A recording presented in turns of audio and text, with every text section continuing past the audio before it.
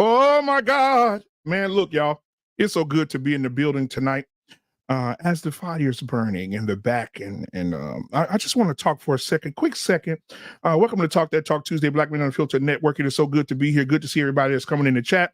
I know everybody's going to be coming in a little bit later, but we're going to have a great show tonight. We're going to have a really, really, really good show tonight. I have a feeling about that. Because we're talking about why her body count matters. We're going to hear from Orion Taraban. If you never heard of him, you'll hear about him tonight because he's going to bring it. He's going to bring it like I bring it. But I will say, I had a conversation with my sister-in-law. Shout out to my sister. Shout out to Mother and old Tony of in Houston, Texas. Let me give them some love because we had a really, really great conversation. We really did. And I just want to give them some love tonight. Yeah, if you're in the chat, man, let me know y'all watching. Let me know y'all watching. However, we were talking about responsibility and accountability amongst our women.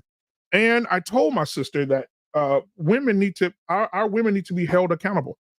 I think there's an accountability thing. I think that we have women who are holding women accountable. We have Take Heed, Security Boss, Tough Topics. We have a lot of women in this space who are, that are keeping women accountable. Lost in translation. I'll send it to you. I think, didn't I? Yeah. Look in your IM.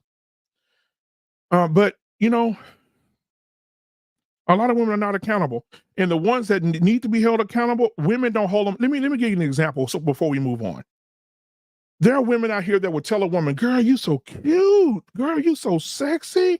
And the girl look like a booger wolf from the south side of Mississippi. We need to start being honest. If let me tell you something, I'm a big guy. If I put on a medium shirt and I walked up to Reckless Ray gonna say, "What the fuck is going on?" He's gonna ask me, "Black man, what the fuck you got going on tonight? Why do you have on a medium shirt when you know you're a big guy? Why? He's gonna ask me why. He's gonna hold me accountable. However, there is no accountability amongst women. Women are not going to tell other women, "Hey, girl, you had 3 kids by 3 different dudes. Them titties sagging. You need to cover them up. Your titties are looking like melted ice cream." Nobody's saying that. Everybody's just, "Girl, you fine, girl. You killing them. You slaying." You're not slaying. You're dying. Ain't nobody finna talk to you. Security Boss said the other day, and I shared it. She said, "If you got 3 kids and you're not married and you got 3 and they got 3 different baby daddies, you are not a prize. Stop it." Right? So Trey, I'll send it to you too, brother. However, I want to go ahead and get the show started. Let me get over here in this chat. We got Take Heed to the Message in the building. Y'all already know she here. And she's on fire. Head double side laba. She's on fire in this thing today. She got her gun ready and she is on fire. I can't wait to get her up here. So she's ready to go. She's locked and loaded. So thank you for being here. We got Dr. Nkumbe in the building tonight. Check him out on Thursdays, Black Men Unfiltered Network, where he gets in your mind and takes his time. So thank you so much, Dr. Nkumbe, for being here. Let's see who else we got over here. We got Almond Eye 78 in the building. Thank you for being here tonight. We got Lady Navoa. Come on. One of the best moderators this side of heaven. We got Red in the building. What's going on, Red? How are you, honey? We got Lost in Translation in the building, which he should be up here in a minute, guys. All right. We got Take Heed to the Mail. I already said that. Let's see here. We got Trey F in the building. What's going on, Trey? What's going on, my brother? All right. We got OX Herms in the building tonight. Let's see who else we got in here that I didn't say. All right. That's it for now. The numbers are rising. So as you come in, make sure you put your name in the chat, put a comment in the chat, and I'll definitely send you a shout out. All right. All right. So let me go ahead and get this cast of beautiful, intellectual people up in this thing because you only get the best to have these type of conversations. You don't go get the Rudy Poo. You don't go to Walmart and buy great value oil, vegetable oil. You get the Crisco. And so tonight I went and got the Crisco. All right. We got the 2 ladies in the building tonight. I'm gonna go ahead and bring them up. First, I want to bring up now y'all know her as Anissa. We know her as the future bride of Trey. Trey should be up here in a minute. Let's go ahead and get Anissa up here. Anissa, how you doing, sugar? Oh, she dressed up real nice. Look, she got her makeup on. She's smiling hard. When I say Trey name, her cheeks go all the way back and touch the bone. So I just want to say good night, good evening, and good day to you. Yeah, how are you? I'll ask you how you doing in a minute. Let me get everybody up here. But it's good to see you, Miss Trey. It's good to see you. All right. Next, I want to bring up somebody that, why, as a host, would I bring up Anissa and not bring up her better half? Trey is in the building tonight. Thank you so much, Trey, for being here. I like to let that breathe. So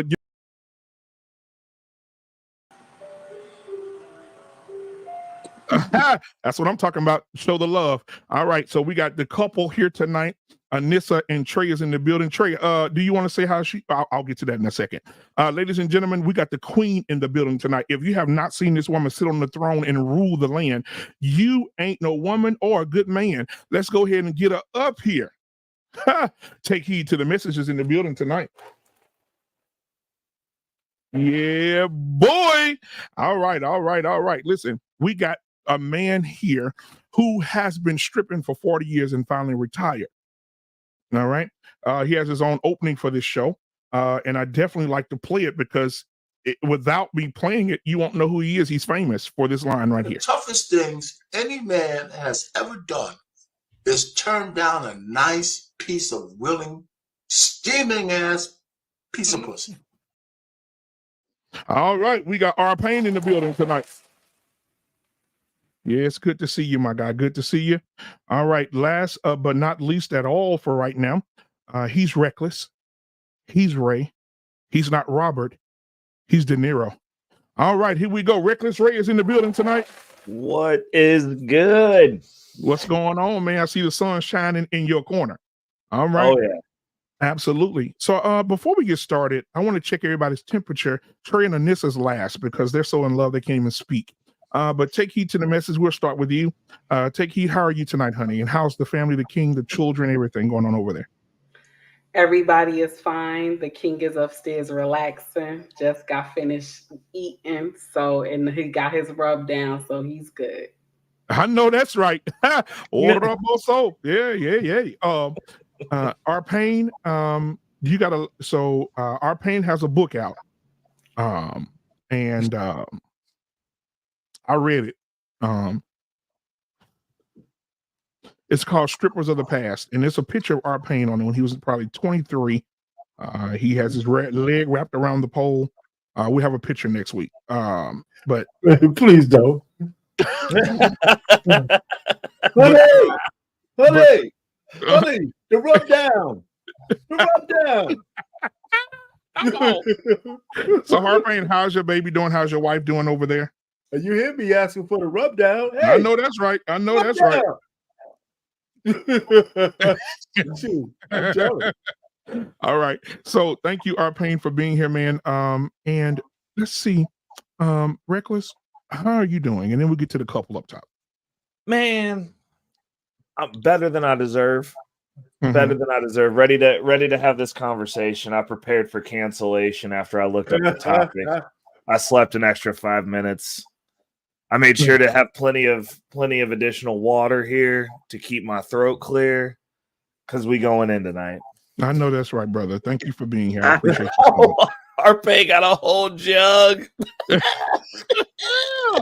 Arpain say, look, he had that jug since 1973 after he stripped. You know, if y'all don't understand, Arpain did personal dances. So he said he stripped for Whoopi Goldberg, Princess Diana, so on and so forth. So I just want to make sure we recognize him for all the work that he put in. Now, last but not least, I want to get to the couple of the evening. Brother Trey and Brother Anissa. I'm sorry, Sister Anissa, I apologize. How are you guys? You guys are glowing. And so we'll start with the lady first. Anissa, how are you doing tonight, baby? I am wonderful and excited to be here. Yeah, I know good. that's right. Yeah. Look to your left, look to your right. Tell me what you see tonight. I see the black man on my left and I see Trey on my right. I'm married, so you know who you looking at.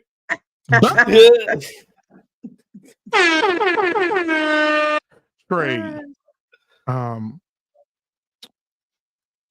are you doing tonight? And you look like you just got relieved of something. So he did a rub down for her man, and it looked like you got rubbed in or down about something. And Anissa got her hands all crooked like she been rubbing on something. So how are you doing tonight, Trey?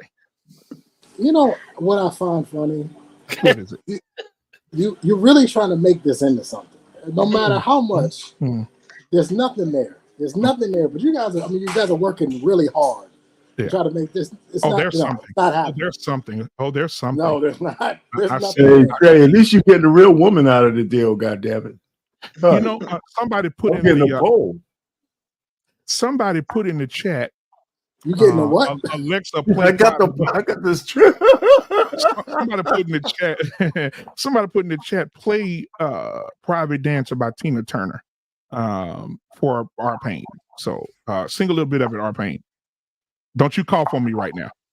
Private Dancer for money. Dancer for money. Do all the things you want me to do. That's Our Pain. So it's good to have a benchmarks are dollar bills. It don't matter. Yes. So I just want to thank you guys for being here. Trey and Anissa, you guys look beautiful tonight together. Take heed. Thank you for being here. The woman who wears her natural hair and wears authentic head wraps and just a beautiful soul, just a beautiful woman for her king and her children. Just it is what it is. Reckless Ray don't give a damn what he say, but you gonna learn today. And then Our Pain, twisting around the pole and throwing that thing. So we got everybody in the building tonight. I appreciate it. I got a video I want to start out with, and I think we're going to discuss this for a little bit, because we're talking about body count tonight. And so let me play this video about this young lady, and then we'll discuss it, and we'll get to the bigger video later on. Here we go. I do believe that female body count is really important to men. And I think if I were a guy, I would care about it as well. Here's why.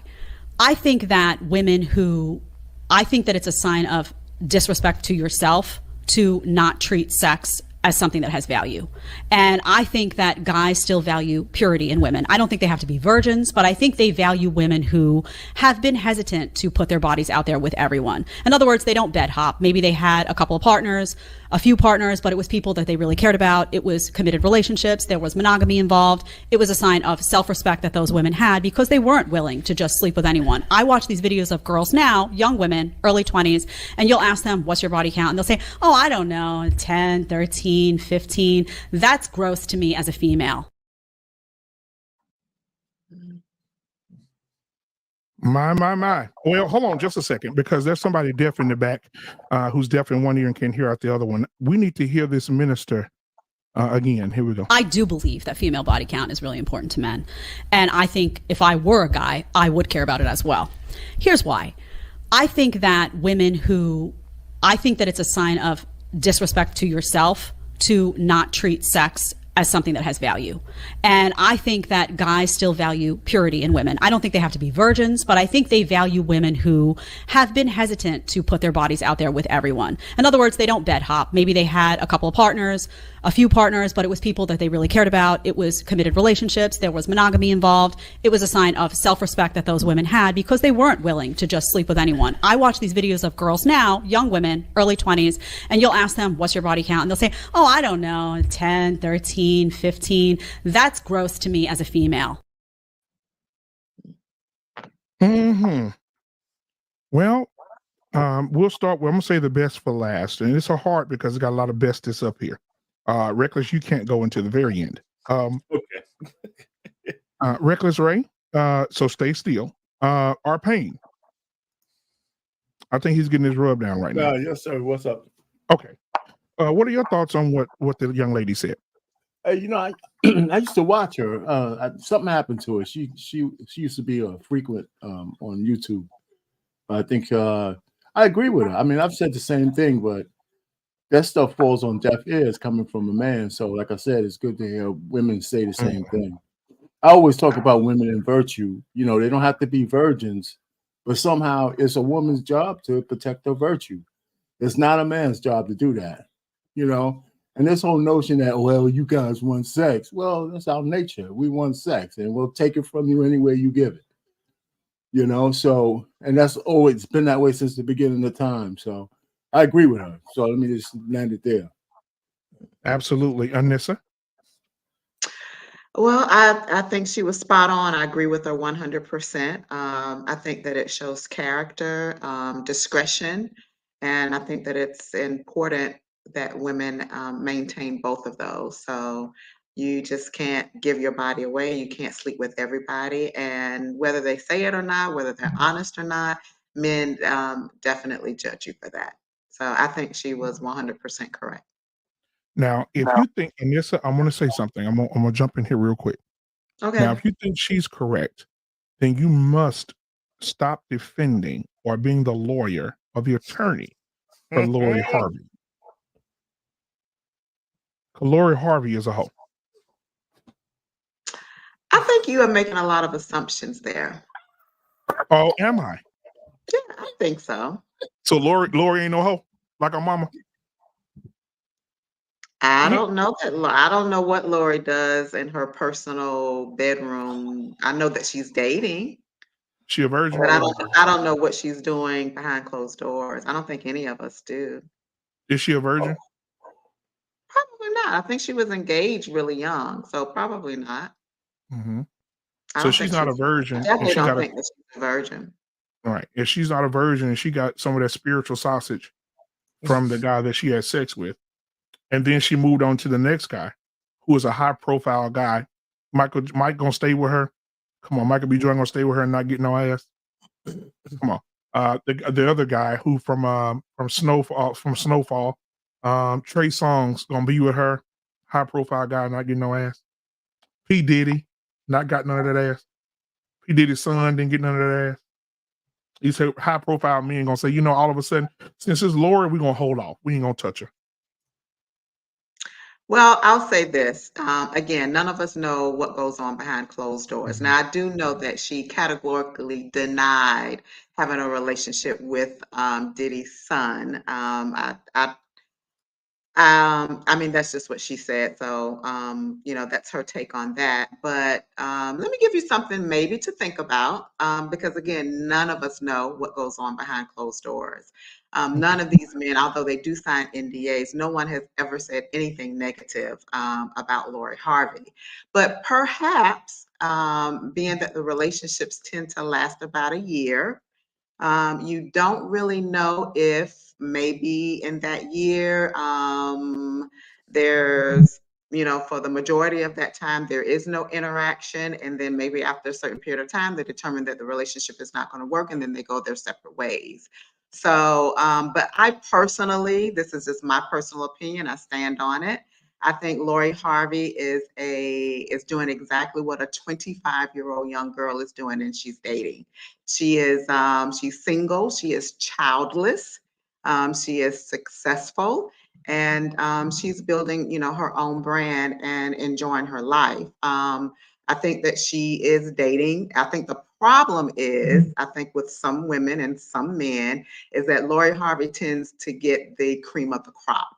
And I think some people have a problem with that. Now, I think that every time there's a breakup or something of that, I don't think there needs to be an announcement. But I think that's something that's going on in Hollywood at this point. But I think that she's dating, and I think most 24, 25-year-olds, whether if they're going to be honest or not, are probably moving exactly like Lori Harvey. They're just not dating the type of guys that Lori Harvey gets the opportunity to date. So I think that's the difference. So successful hosts. That's my opinion. Okay. She's dating. So long as you got no kids, it's okay to throw that pussy from the free throw line. I don't know what she's doing with that. Okay. And neither do you. Yeah, but you know, based on your conversation, why does it make a difference if she was or not, though? I mean, perception is You reality. know, even if she was busting those guys down, why, you know, and this is my other would opinion. it matter? It is your perception. No, I'm asking you. I didn't hear your question. I'm sorry. I was talking to BMU. Based on your explanation, does it really matter whether she was sleeping with those guys or not? Based on your explanation. As far as what? I mean, what you just said about Lori Harvey doesn't matter whether she was sleeping with those guys or not. I'm asking you. I'm not going to sit here and be in judgment of that because I don't know what goes on but in her relationship. But I will say, I don't think that people who are not in her social class and her tax bracket should be worried about what Lori Harvey is doing. Because trust, she is not concerned about what you all are thinking. Well, I'm not asking you to pass judgment. I'm asking you, does it matter whether she's sleeping with those guys or not, those high-profile guys? Do you think it matters? Does it matter for what? In Does what it matter, regard should it matter? Does it matter that, based on you saying she's a 25-year-old childless woman and she dates high-profile men? She's a 25-year-old woman that is dating. Wait, you didn't let me finish. She's a 25-year-old woman dating high-profile men. Does it matter whether she sleeps with them or not? I don't know exactly what you're getting at, to be honest. That's a straightforward question. I don't know how else to say it. I mean, I don't know what you want me to. I don't know. Does it matter for what? Does it matter for her future relationship? Does it matter for? I mean, what are you asking me? Does it matter? How come it can't just be general? Doesn't matter. But that's a good one. Does it matter for her future relationships and how she's represented in her circle? Wouldn't you say that the circle that she's the social class?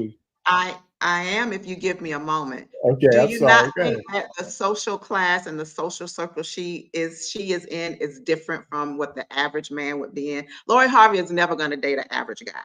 She's not even interested in an average guy. So that what that type of guy thinks is going to be different from how. I'm not talking about the average guy. There's a difference. There's a difference. But I'm not talking about the average guy. Listen, I'm not talking about the average guy. I'm talking about her circle. Compared to who you date. But you can't change my question. I'm talking about her circle. The men in her circle, would it matter to them if she's sleeping with all those guys or not? I think it depends on the man. Okay, all right. Let's end it there. Let's move on. It totally depends on the man. There are plenty of successful men that have married hoes. You do know that, right?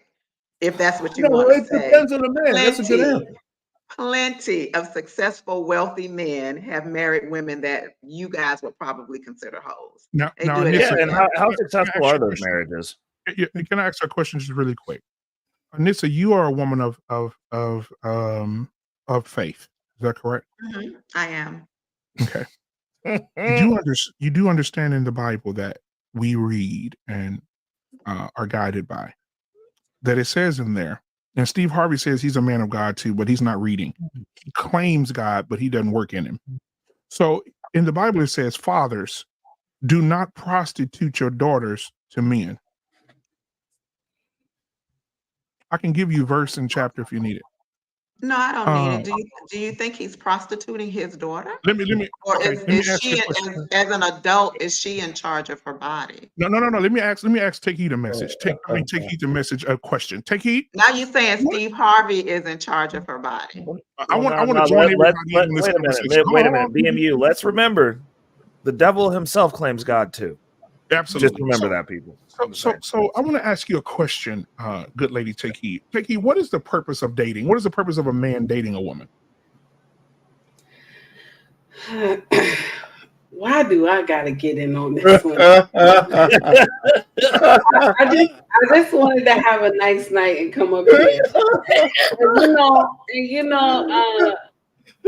She up here by herself. This is not fair. This is not fair, Black Man. I'm not picking on that. To get another female up here. Hey, now, well, hold on.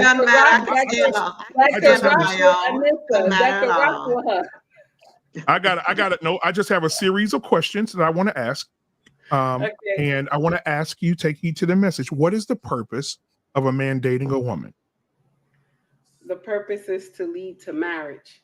Right. In 2023, though, the son husbands, what is their purpose?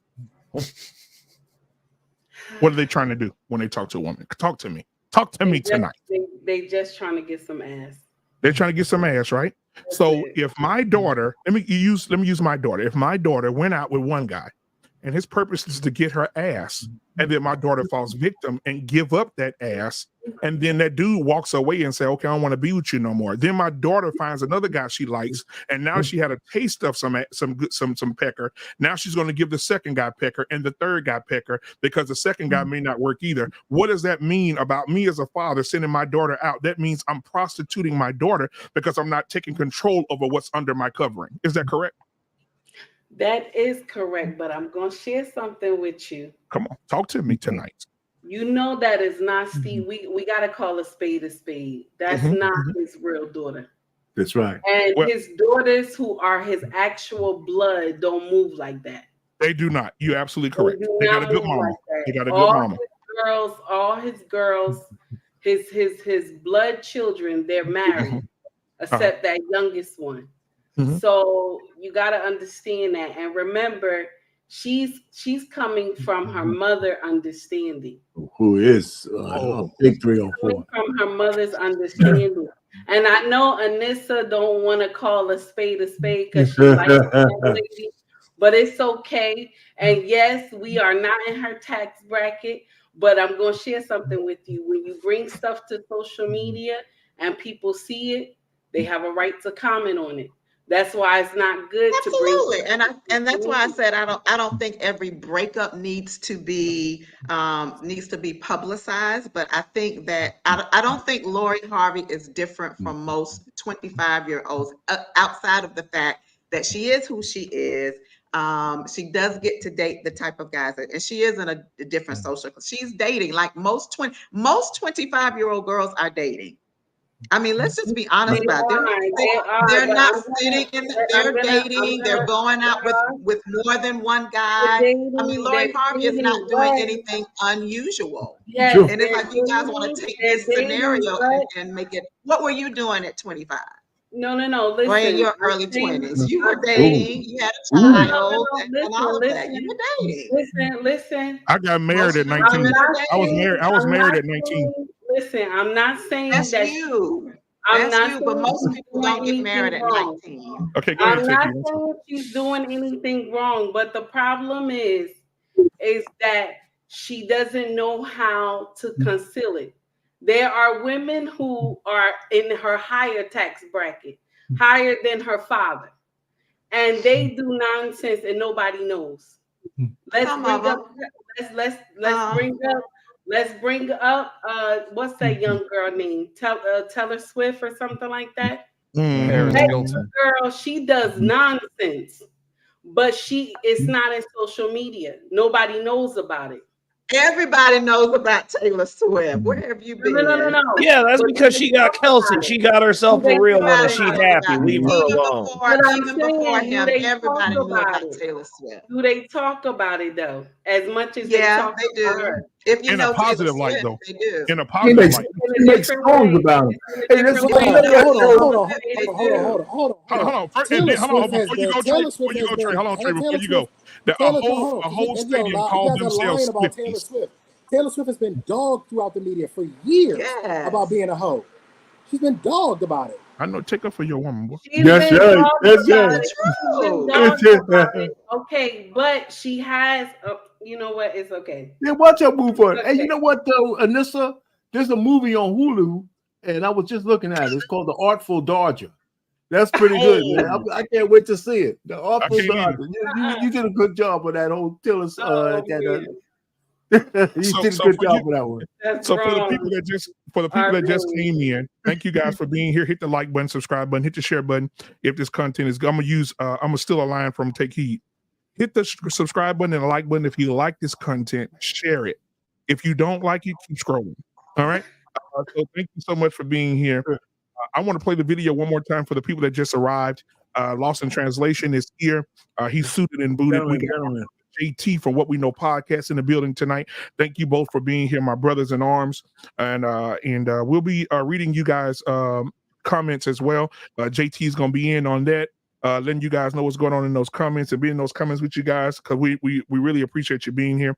Let me go ahead and play this one more time for you guys. I do believe that female body count is really important to men. And I think if I were a guy, I would care about it as well. Here's why. I think that women who I think that it's a sign of disrespect to yourself to not treat sex as something that has value. And I think that guys still value purity in women. I don't think they have to be virgins, but I think they value women who have been hesitant to put their bodies out there with everyone. In other words, they don't bed hop. Maybe they had a couple of partners, a few partners, but it was people that they really cared about. It was committed relationships. There was monogamy involved. It was a sign of self-respect that those women had because they weren't willing to just sleep with anyone. I watch these videos of girls now, young women, early 20s, and you'll ask them, what's your body count? And they'll say, oh, I don't know, 10, 13, 15. That's gross to me as a female. All right, Mr. Bennett is in the building tonight as well. So I want take heed. While you were still, we were stay on you for a while. You got Alexa back here. Alexa. Oh yeah, no, yeah, she working the back for me. Oh shit. All right, my bad. I'm telling all people, JT, that. But take heed. Yeah, that's our girl, man. Alexis, man, she is back in the poll. I appreciate her being here. She is so sweet. Thank you for being here, baby. Thank you. All the way from Texas. Oh yeah, Alexis from Texas. All right, so take heed. What are your thoughts about the video? You know what? I'm gonna share something with you. Young people, sometimes they gotta hit the wall a couple of times to learn from their mistakes. They do. So what she's saying, I agree. She's right. She's right. It's you know what, and they don't see it now while they're young. They think they're having fun. It's only until they get a little older and some understanding. But sometimes they don't. They get older, they get worse. But it's only till you get some understanding that what you're doing is wrong. Just like you see how Lisa Ray has came to social media and she was crying to her sister about how she need a man to touch her. And how when she was younger, she was doing all this foolery when she was young. But now she's in her late 50s and she don't have nobody. And this happens because we don't know that our body is a temple. We too busy bed hopping that you don't understand it when you're young. So what she's saying is right. I agree with her wholeheartedly. All right, thank you so much. Trey, what are your thoughts about the video, my brother? Yeah, per usual, she's full of shit. She's always full of shit. Every time I've ever heard her, she's been full of shit. Here's one thing that I do agree with her on, though. I agree with her on the fact that we think that women are still pure sugar and spice and everything nice, and they're not. The fact of the matter is that majority of men are not getting their wives as virgins. You don't know how many people she slept with. And the fact that you would sit there and think that she would tell you the honest truth because it's in her best interest to tell you the honest truth, it's never in her best interest to tell you the honest truth about how many people she slept with. So she's not going to be honest with you. There are men right now who are married to women that they think have low body counts. They think have low body counts. You have no idea what type of woman she was in college. You have no idea what type of woman she was when she was joining that sorority. You have no idea what type of woman she was when she was getting that corporate job and getting promotions. You don't know nothing about her because all you know is what she told you. So this idea that, oh, men want women with low body, we don't know. And this idea that we're going to sit here and trust a woman to tell us the absolute truth when it is not in her best interest to do so is absolutely ridiculous to me. I don't trust a woman. I don't even ask a question about body count because it's a waste of damn time. It's a waste of time to even ask. Why am I even asking? You ain't going to tell me the truth. If you say 3, I'm not going to believe it's 3 anyway. You a grown woman. Why would I believe it's 3? If you say 10, I ain't going to believe it's 10 either. So it doesn't matter. All I have to do, all I can go off of is your actions, the way you carry yourself as a lady, as a woman. Are you classy, elegant, dignified? That's all I can go off of. How do you carry yourself when you're around other men? Maybe men of resources and men of means. Maybe men that you find attractive. How are you conducting yourself? That's all I can go off of. But I'm not going to sit here and try to have this conversation and try to figure out how many men she slept with. It's a waste of time and it's useless. And I don't believe women when they give the body count in the first place. Now, Trey, let me add to what you just said. I agree with you on the last part where you don't know how many. Some women are very deceptive in that area. You are correct. Some, not all. There have been girls I went to high school with who have been fingered, turned upside down, hit from the back by 3 or 4 dudes, And then you have that one guy that marry him, and I would have family members call me from Louisiana and say, "Hey, you know, so and so getting married." I said, "Who marrying her?" They tell me who married. I say, "God," I say, "Ain't nobody gonna tell him." No, ain't none of our business. I mean, getting turned all the way up. I mean, I remember at a party. I'm gonna say her name. I could say her name, her nickname. They called her Sunny. I remember at a party, a little house party. Sunny. I walk past the damn. I'm in there. I'm going past the door. I said, "Damn, where Marcus has it?" I go past the door. She in their legs wide as they can be, and dudes in there just taking their turns. Bam, bam, bam, bam, bam. And now and this dude that come along. He's so sweet to her. She's so married. And at the wedding, guess what this simp said? He said, "I forgive you." She said, "For what?" He said, "For anything that you may do in the future. I love you, and I want to spend the rest of my life with you." I'm at the back like this. Bro, your girl has been, it's been more turns on that girl than a Samsung dryer. Can I ask this question? Because this is where I get confused about this whole marriage thing. Is this thing about connection or not? Is that a part of it? Is it just an element of it? Or like, how does this work out? Because there are guys who, for whatever reason, are connecting with formerly promiscuous women. They find themselves having a connection with her for whatever reason.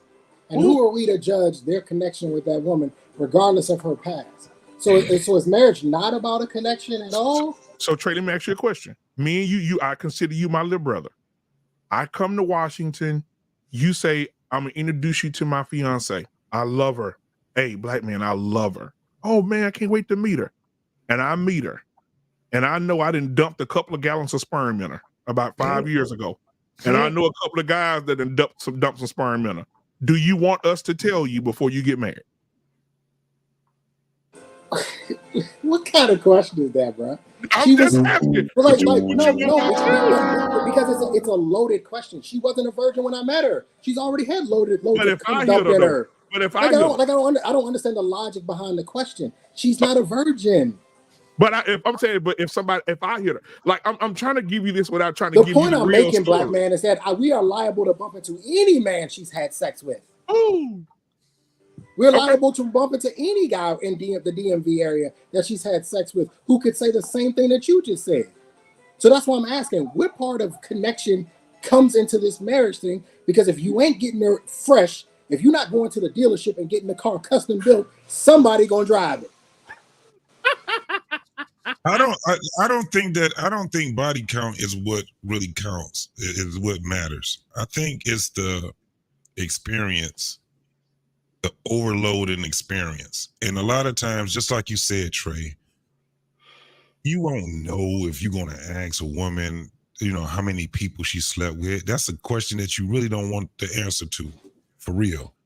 However, it should be that we observe the type of women that we're with, because a lot of women get damaged when they have an abundance of sexual experience. One of the things is they end up having some illegitimate kids, right? That's proof right there. The other one is that they will tell you. They're going to tell you. You know why? Because when you have conversation, you're going to say, yeah, one of my boyfriends this guy used to date. This guy used to date. And if you hear her say more than 10, 11 of them dudes, you're like, God damn, how many motherfuckers was you dating? Right? That's how it goes. It's not about all of them. It's not about how many guys she screwed. It's about the experience that comes, the residuals that's behind all of that shit. Illegitimate kids. Her goddamn soul is fucked up, because you know why you're gonna know that? Because anything that you do, she gonna blame your ass for all of her fucking mistakes. It's gonna go a little bit like this, Trey. I got fucked up before, and I ain't gonna let another nigga do me the same way. All you niggas is the same fucking way. Pissed off. You gonna understand exactly how much she done had dealings with, and how many guys that she have dealings with because of her attitude. Tracy, say it again. Go back, rewind a little bit. Go back to the point where she's going to say, and then I'm going to add what she's going to say 30 seconds after that. Go say it again. What's she gonna say? I've been fucked over too many times. I'm not gonna let another nigga fuck me over.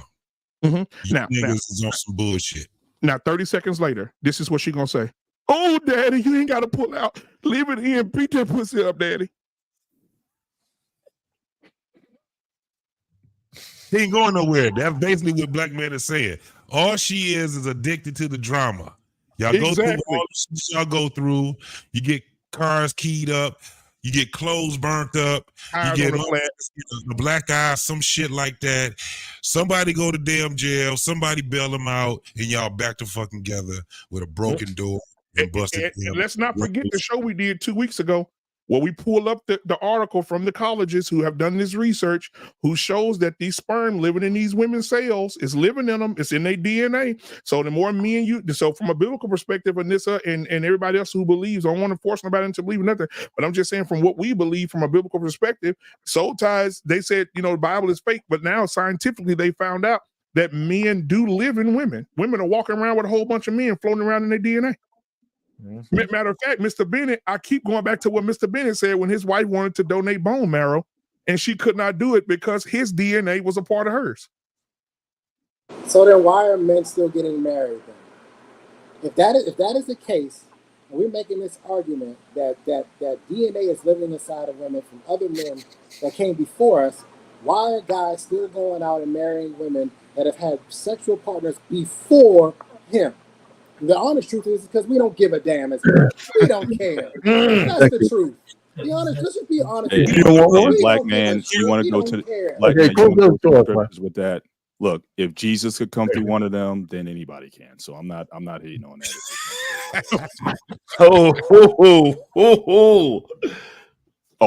Her name was Rahab. Look her up. Okay? Yeah, absolutely. I know who you're talking about. I'm just saying. So again, Jesus came through rehab. We making this like a deal, like how many partners she has or whatever. But if she can be part of Jesus' descendancy, I don't have beef with anybody. So I'll leave that alone. Yeah, you just won't know until you get, like I said, until you get that type of woman. Look at how many men being with women that disrespect them. 100. They get married after they see how much the woman is disrespectful to them. And a lot of times it does come from that where you saying that it doesn't matter. Mm-hmm. It does matter once they get, because you know what? It don't stay. It don't stay. She ends up ass when she finds something better. His ass is the one staying because he felt that was the best that he could do. And he wanted listen, it's a connection, and he wanted some constant Gucci. That's basically the both. I think we're overthinking it. I think we're overthinking this whole thing, man. I mean, more than one thing could be correct. The men in the West have proven that we don't really give a shit about body count, because if the woman's not a virgin, we already said that we allow you to get stuck, right? Just don't have to tell me the horror stories. But marriage is down to only 35% though, and most of that's probably about money and the men being afraid of losing everything. But most men, they're marrying all kinds of hoes, man. We got to be honest about that shit. And the other thing is that the only thing I have a problem with what Trey said is that's my girl Bila, man. I don't see why she's a liar. She was telling the truth. We still would prefer a woman that have some virtue left, which is not getting it. So that means our price that we're paying for these women sometimes are a little too high. And that's why men should have more goddamn discernment and stick by their guns a little bit better. Because, hey, one hoe is just as good as another. No, man, discernment and sticking by your guns doesn't work. We're fucking liars.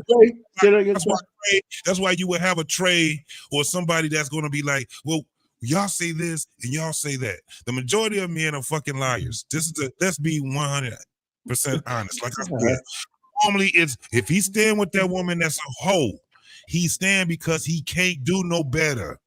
He can't do no better. There has been a lot of dudes that have heard no more than they've heard yes. And once they get that yes, that's the incel academy. That yes, until the yes, kills them off. Why do you do that? Why do you have to label? That's not Incel Academy, bruh. Why do you do that?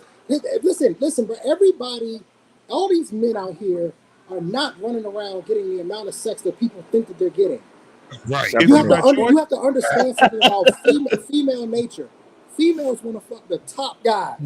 They all do to some degree. Yep.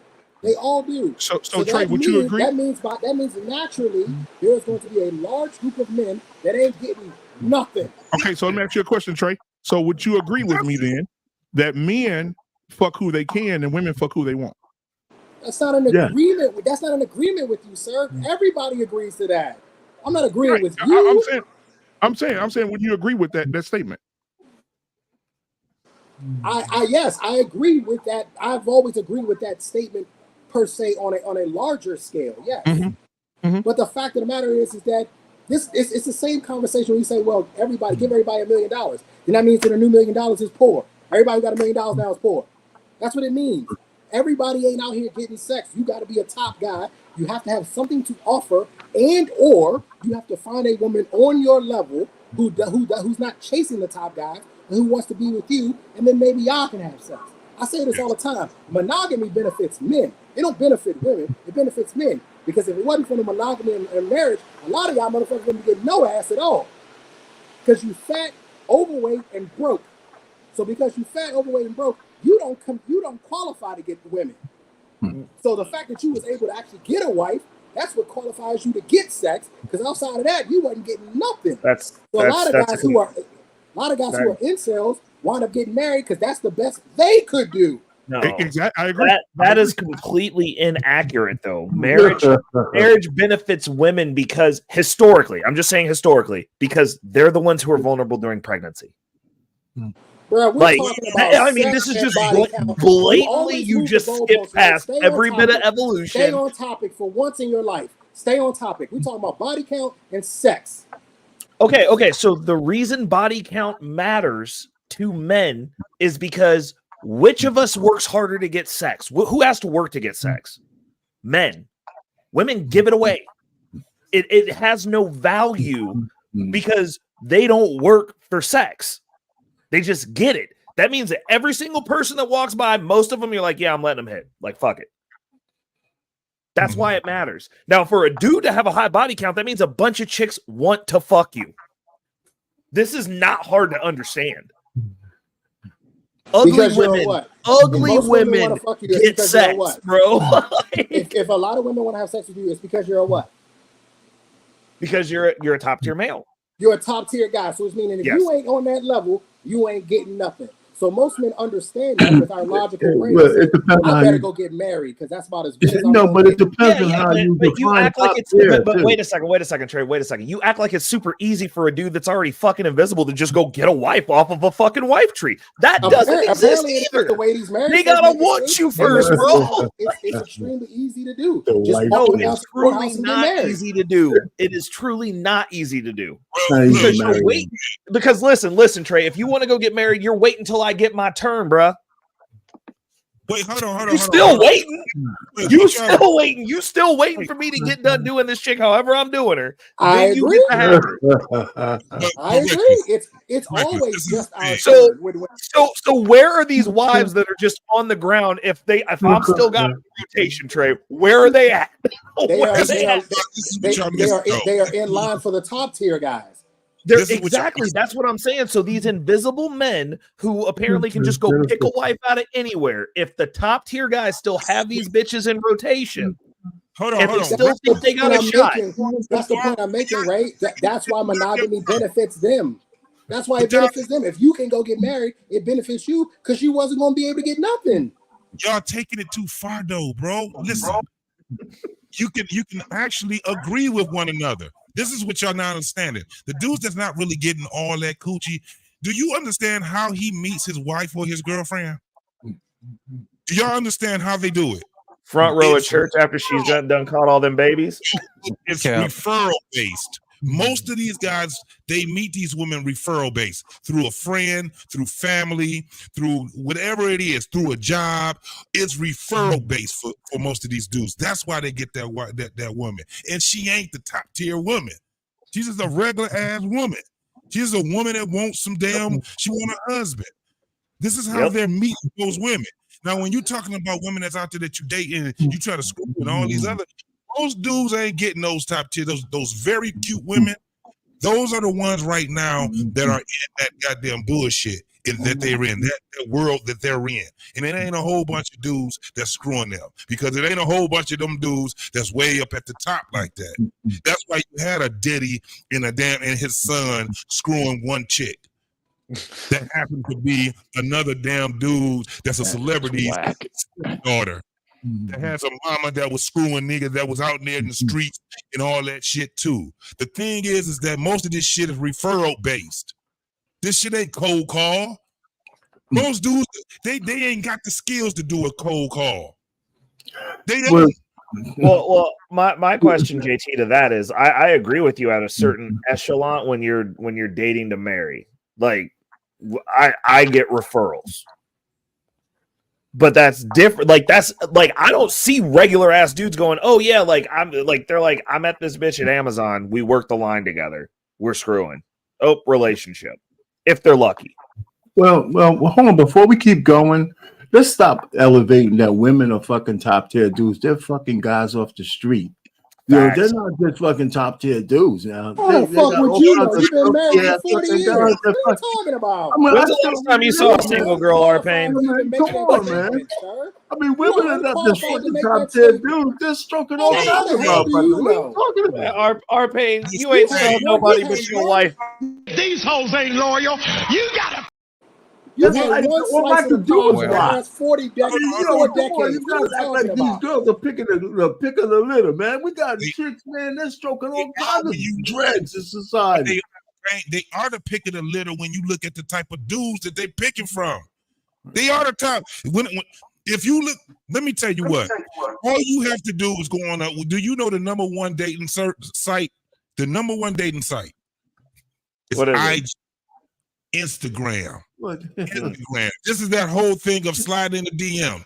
Guess who's getting these so-called, and I'm not saying that these are top tier. I'm saying according to what the community is saying. You're missing my point. These guys are. We 50 or 60 years old. I guarantee we so proud of this shit right here, bro. It's crazy how much we're out of the net when it comes to this. No. Listen, you can't tell me amount of. You think that 500-pound fucking chick with 10 babies is on IG? Get out of here. Come on. Yes, she is. Yes, she is. R-Pain talking about BBL, bro. You got to get your glasses checked, bro. They out there. Maybe you be seeing them skinnier because you've been out the game for a minute. But I'm saying, shallow how, right? Hey, look, man, fat babies come from somewhere, man. You think the top 10 guys, the Leonardo DiCaprio's going to the 500-pound bitch and fucking get out of here? No. But R-Pain. Listen, you're talking about the top tier. The top tier dude doesn't have to, but you know what? Sometimes they probably do. Because listen, R-Pain, dudes are fucking disgusting. Okay, like have you look at someone's search history on Pornhub, and you'll figure out what they will do. I mean, look at somebody like Arnold Schwarzenegger, right? Okay. Arnold Schwarzenegger, you see his baby mama? Y'all see her? The maid was hideous, bro. This is Arnold. But hold on now. Arnold Arnold got up to get him a cup of milk, and she was laying there tooted up. And he just hit her. Listen. Yeah. Listen, let me tell you, man, that steam coming off of that thing. The maid was toughest things any man has ever done is turn down a nice piece of willing, steaming ass piece of pussy. Out of your own mouth. It didn't matter what the maid looked like. It didn't matter what she looked like. You know what? It didn't matter. It didn't matter what she looked like. He was lonely in that house. It didn't matter what she looked like. There you go. And then I'm going to share something with you. I'll share something with you. She was doing everything his wife was not. And that was catering to him, serving him. So she gonna get the D because she was doing everything the wife was not. Bend over. Let me introduce the chopper. me hit it from the back. Get down. Oh my God. Remember, you're my number one Please, we customer. can kill it. Please, we can kill it. He was like, as soon as she hit her knees, he looked down at her and was like, "Who is your daddy and what does he do?" What does he do? Oh my God. Give me I hit it from the back. Yeah. Get to that orgasm.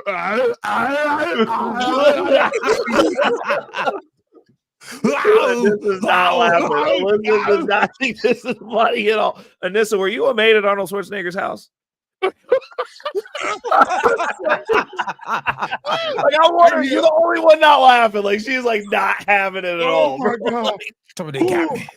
Oh my God. Oh. So go ahead, take heat. What are your thoughts from a woman's perspective? What you hearing the guys say? And then we get a Nissa in here too, and then lost in translation, Mr. Bennett. Go ahead. I just find it funny. And what Trace said about women telling their true body count, he's right. They won't tell. He's right. It takes for the husband to sit her down and make her talk. That's only how she will actually tell. Because we not really designed, and y'all know this already, we not designed to take accountability. We not designed to tell full truth. We not designed like that. So what he is saying is true. Women don't tell their whole body count. They don't tell all the things they have done unless the husband sit her down and they talk. And I mean, he just let her talk so that she could run her mouth, just like JT said. He sit her down and just let her talk. And all he got to do is count those numbers if he really want to know. And then the thing is if when he does find out the truth, can he take it? That's the thing. Because if you have a young woman and she's not governed by a king, there's not a strong male role model in her life, she's gonna be a problem. Because and only how I know this is because I didn't have a strong male role model in my life. I had a weekend daddy. I was a side chick baby. So I didn't have anybody govern over me. But my girls that are teens and one is heading off to college next year, they have a king that governs over them. So all my girls are teenagers, but there's no baby. They're virgins. You know what I'm saying? They you know what I'm saying? They're pure. And only how I know, because I keep that open door policy, talk to mama. Let me know what's going on. I'm not breathing down their necks and telling them you can't do this, you can't do that. Even though I believe in God, I tell my kids the nitty-gritty, the truth. So it's different. If she's governed over by a good father that loves her, she knows she can't bring anybody to come see daddy. Because our daughter who will go to college next year, there was a young man who liked her. And she told him, listen, my father is crazy. I can't bring you to my house. You know what I'm saying? I can't do that like that because my father will lose his mind. But what you can do, you can bring your parents and you come and let my parents meet your parents. And then we can move from there. And that's what happens. So it depends on how, you know what I'm saying? It depends on how it is, how it's governed, how the girl was governed under a good king. If she wasn't governed under a good king, this is a problem. So yeah, she gonna go and swing that pussy with everybody if she's not governed under a good king. That's just my take on it. All right, Mr. Bennett. Anissa. I'm sorry, Anissa. What are your thoughts? I mean, just going back to the video, I think that she made excellent points. I do agree with her. Again, I think it is an example of a person's character and discernment. But what Takey said, I'm the type of person you won't know anything if I don't tell you. So you can sit there and talk to me till the cows come home. If I don't want you to know, you ain't gonna never know what I don't want you to know. You cannot pry it out my mouth if I don't want you to know. So and just like, you know, and conversely, I feel the same way about men. I don't want somebody that's been out here slinging that D to everybody. You know, if you got a bunch of kids and a bunch of baby mamas, you are automatically not, you know, even in the running, because I look at that as character. Whoa, you know, Question. You know, I feel that that plays for both men and women, but we're talking about the women tonight. I'm sorry, did someone say something? Does a lot of sex equate to having a bunch of kids? No, I said if I encounter someone and he does have a lot of children with multiple women, Yeah, but I we see talking that about sex. I see that as a character issue. We talking about sex. But women are drawn to taking men. Like I mean, I understand you might be anecdotally the outlier, but like a lot of women who cheat, a lot of men who end up cheating, it's a woman that the chick already knew, or someone who's seen him interacting with that chick that knew that somebody, what do you got going on that this woman tolerates you? What are you doing to keep her happy? The only thing I said was I personally am not attracted to a man that's just been out here. He's been a hoe all his life, and so you're not attracted to wealthy men then? Cap. So you're not attracted to wealthy men then? Cap. I'm calling Cap. You're not attracted to wealthy men then? All wealthy men are hoes. Some wealthy men are married 30, 40 years. Cap. Every wealthy man is a hoe. Yes. I know wealthy men that have been married 30 or 40 years. So we ain't talking about married men. We're talking about men who are not married. Hang on. All men are not You gotta stop hoes. this. You gotta stop this. You gotta stop this. All men are hoes. All women are hoes, we know. Yes. All men. Okay. Yes. Have you seen men? Wealthy men not only will have a bunch of sex, but if it ain't working like that and they ain't got it like that, they'll pay for it. There's a man right now who made a whole bunch of money on crypto. He done spent over almost $100,000 on a chick he ain't never touched. They will spend the money, me, bro. He has the girl's face tattooed on his leg. He bought her wedding ring, and he's never touched her. Yes, they hoes. If rich wealthy men will have sex as much as they possibly can, sometimes 2 and 3 at a time. But a question for you. Let me have a question. You know what? I don't blame you for not wanting to tell a guy, but if a guy asks you about your body count, what do you think of him? Does he look less in your eyes if he's worried about that? That's a good question. That's a great question. You too, take heed. I mean, if a guy's worried about that, what do you think about him if he keeps hounding you about that? It doesn't bother me. It wouldn't bother me. It wouldn't bother me. It wouldn't bother me. But again, you're only going to get the truth? I want to give you. Yeah. I will tell you the truth. You will only get the answer I want to give you. I don't care how long you spend. You know what?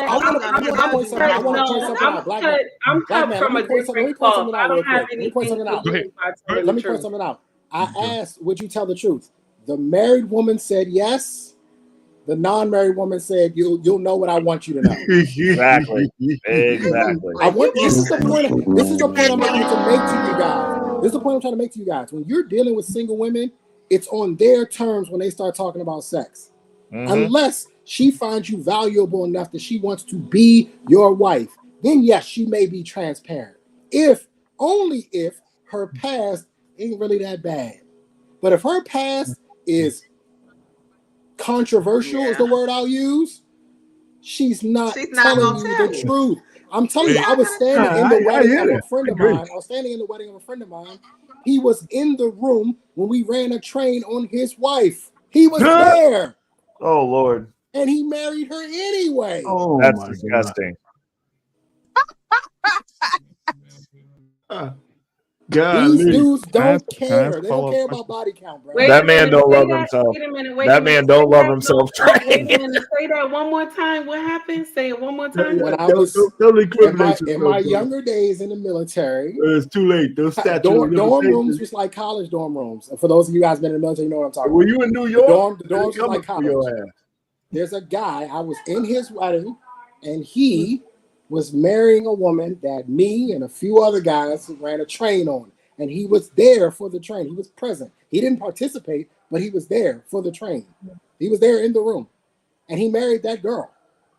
So he knows for a fact she got at least 4 bodies. Are they still married? Yeah, they still married. They got 2 kids. Yeah, so what he was saying though was they wasn't thinking about getting married. She was around. Was she a barracks rat? Yes, sir. She was a barracks rat. So then after the fact, he fell in love with her, and then he proposed and married her. This is doing He saw that face glisten, JT. It caught his eye. Damn. Take heed. What do you think about that? It's a lot of that shit. He He ain't was like, lying. man, I really love honey You buns. said you asked me what I think about it. Yeah. Yeah, Trey a hoe. Yeah, I Yeah, didn't. yeah, Man. Trey. Oh Lord. That's nasty. And Trey did you go to the wedding, Trey? Did you I go to was the in the He was a wedding. groomsman. Oh That's at the train in Boy, the that's some wedding. shit right there. That's nasty. That's something you did nasty that I be saying on my show. That's some That nasty. I'm custom made. I can't help it. That I look good, smell good, can dance all night long. I can't help it. I can't help it, Take Heed. I can't help it. Wow. But here's the thing. This is the point I'm trying to make. This is the point I'm trying to make, Take Heed. There are just men out there. They don't care. They just don't care. And that's why I asked the question to those of you who are married. Where does connection come in on this? Because if you ask him, he will tell you, listen, we kindred spirits. That's my soulmate. He'll say all that fluffy stuff. Even though I'm in my head like, son, the nasty, dirty stuff that we did to your wife before she was your wife, I can't believe you married her. But he will tell you that that's his one. That's what I'm asking. Where does connection? Because if connection matters, then a lot of men are going to be willing to forego her past. We may need to rethink this whole thing. I'm telling you guys, I'm listening to this brother right here. Trey ugly as fuck, but I listen to this brother. No, but you know what? I don't need to rethink it. Hey, can I ask a follow-up question to the ladies? Oh, go ahead, bro. I want to ask a follow-up question. So, as far as you said, so you're not offended by the conversation. Do you think there's a proper time when that conversation should take place? First date, second date, like what is there an appropriate time you think for that to take place, or is Anybody can answer, or you want Alyssa? I'm saying, well, the ladies, because the first question was addressed to you as far as if a man asks you your count, would you mind? And neither one of you said you really didn't mind. Well, you said you wouldn't mind, take heed, but Anissa was like, she's only going to tell what she's going to tell. But having said that, is there an appropriate time to have that conversation? Like, is that appropriate subject for a first date or maybe a second date? Is that an appropriate time to bring up the topic before you get too invested? If for a guy, if you think that's going to be a problem, but would you be offended if a guy brought that up pretty early in the relationship or in the dating? I wouldn't call it a relationship because you may not still be in a relationship after 2 dates, but do you think there's an appropriate time for that subject to be broached? What? I can only go by what happened to me with my husband. My deep questions, because my husband was vetting me from the door. And he was vetting me like right away, like as soon as we met, he was vetting me. So my questions were the first month of us dating. So mine was quick. I don't know about Anissa, but mine was quick. So I would say if you're vetting and you're looking at this woman and you deem her to be wife, you need to talk to her early. You need to find out. And if you don't want to find out, then never bring it up again. Don't say nothing to her about it. If somebody walk past her at a restaurant and say, "Hey, sugar girl, this and that and all this," don't say nothing because you didn't ask before. So, that's just my take on it. But I mean, I think. Oh, I'm sorry. Go ahead. Yeah, that's just my take on it. But if you're looking and you deem her as wife, then all the big hitter questions should come in like the first 1 or 2 months. It should come in. Yeah, I was going to say, I think the first or second date would be inappropriate, but I think once he determines, that he wants to be serious and he wants to, be with you and see where this goes, or like you say, he's really locked in, then those are conversations that need to be had. I just wanted to clarify something. I would not have a problem answering that question because I tend to be in very long relationships. So it's not like, I switch partners like every 6 months or so. I wouldn't have a problem answering it. I was just responding to what Trey was saying, and that he is correct that a woman, I think that's anybody. I think that's any human being will only tell you what they deem is, as some people say, as need to know basis. So wrong. Some of us are just flat out honest all the time. Some people are honest, but some people will tell you what you need to know, and some people might say it's none of your business. I think it's an individual thing. So I can give you my experience. I can give you my experience from a man with my wife. Hold on, Arpain, real quick. I just want to say, I want to call this out real quick, Arpain, and you could cook. And then we'll get lost in translation too. But Anissa and Trey, the way you guys are conversing tonight. Yeah. And the way you guys are on the same page. This is an example of what I'm talking about. When you're married, but not married, but on your way to being, it's just a togetherness. I can feel it. I can feel the fire. I can feel the fire. You can feel the fire. You feel the fire like Teddy Pendergrass feeling it right now? No. I feel the fire. Later on tonight, Anissa gonna say, "Operator, get my baby on the line."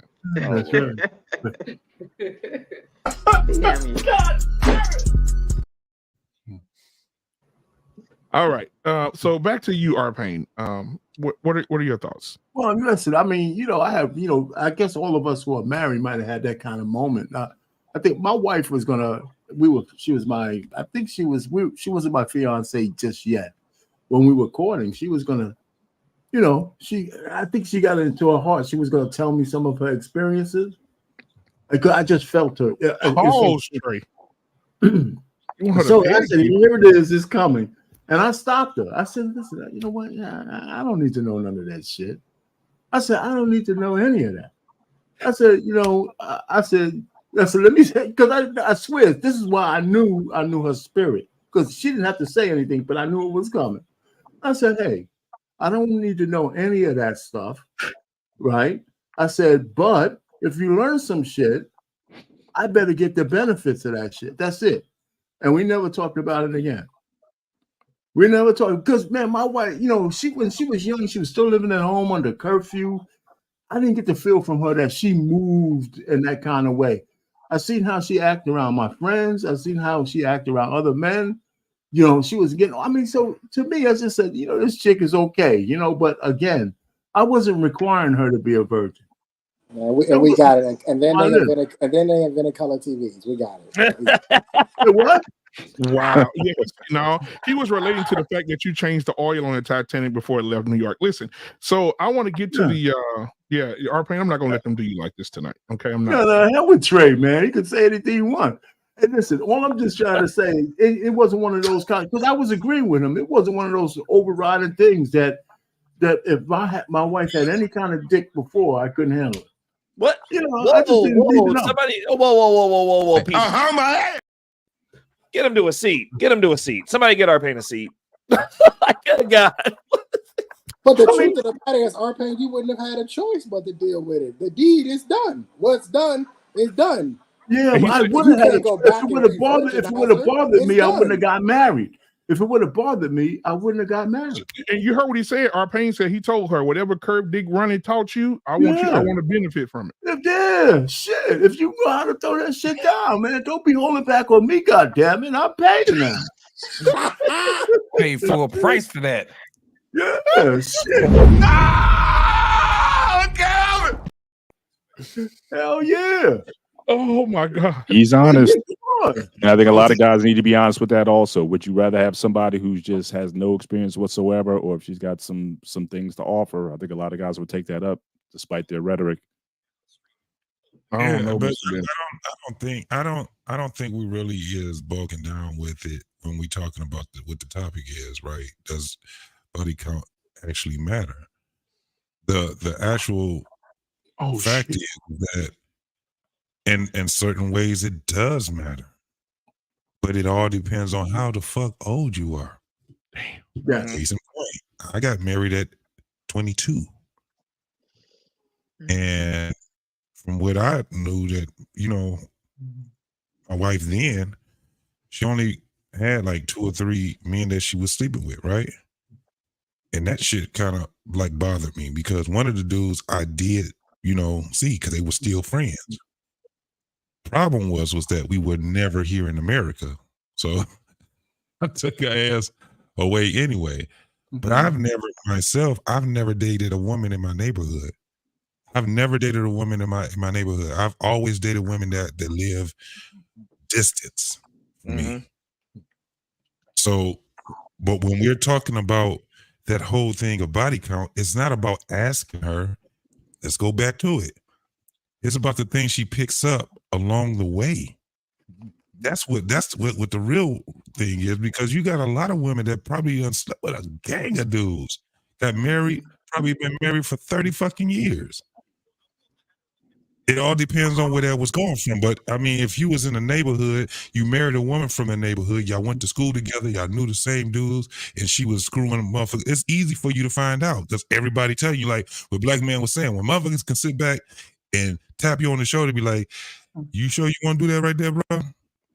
Because me and her, we done had a roundabout, and then another dude to tell you, then another dude. But if you've dated a woman that's not really from that neighborhood, you don't know people from there, it may not bother you. What will bother you is her fucking antics that comes with it. There's no fucking way that you can tell me that you won't find out. Conversation, if you paying attention to the conversation you had with that woman, she gonna tell you all of her experience. You gotta let her say what she gonna say. You gotta shut the fuck up. You can't be sitting back out here and y'all trading war stories together and you talking and she just saying a little bit of something. No, when she out there talking, I'm telling you, I dated this guy here. I dated that guy. Sometimes you can find out when you first meet a woman, especially the conversations these young folks is having right now. Yep. You like giving head. You ask a woman, do you like giving head? And she tells you, oh, I love it. I mean, I give head. Understand what the fuck she just told you. She had practice. I go down on a dude, and when I go down on a dude, I mean, I lick the ass and everything. Man. This is the conversations they be having with women. All you got to do you like giving head? And just sit back and listen to her response. If she sit back and say, if she's reserved and she be like, to my man, I do, and then she leave it at that, then all right, then you like, well, fuck, all right, whatever. But if she go out there, go into details and start telling you exactly the things that she did with another motherfucking man, you the fool for keeping it going then. She don't give a fuck about you, because most women will not. Just like Anissa said, for the most part, they ain't gonna tell you shit at the beginning. Keep talking to her. She gonna tell you all her shit. She gonna tell you all the dudes that she dealt with, especially if they were semi a rapper or basketball. Oh, they gonna tell you about their basketball player boyfriends, football player for boyfriends. They gonna tell you about all that crazy ass shit. All you gotta do is just listen. But to ask a woman, what's your body count? That's kind of goofy. It's goofy. It's goofy. Listen, the point that, let me just say this, the point that body count matters is how she represents you amongst your peers. That's one of the main things. If you can't bring her around anybody because everybody stroked it down, you're embarrassed to bring her around your boss. And did what to the cheeks, R-Pain? You got to say it one time. What she did, what they do to the cheeks? Say what? You got to say it one time tonight. She's busting somebody's cheeks. What do you say? What are you talking about? Listen, man.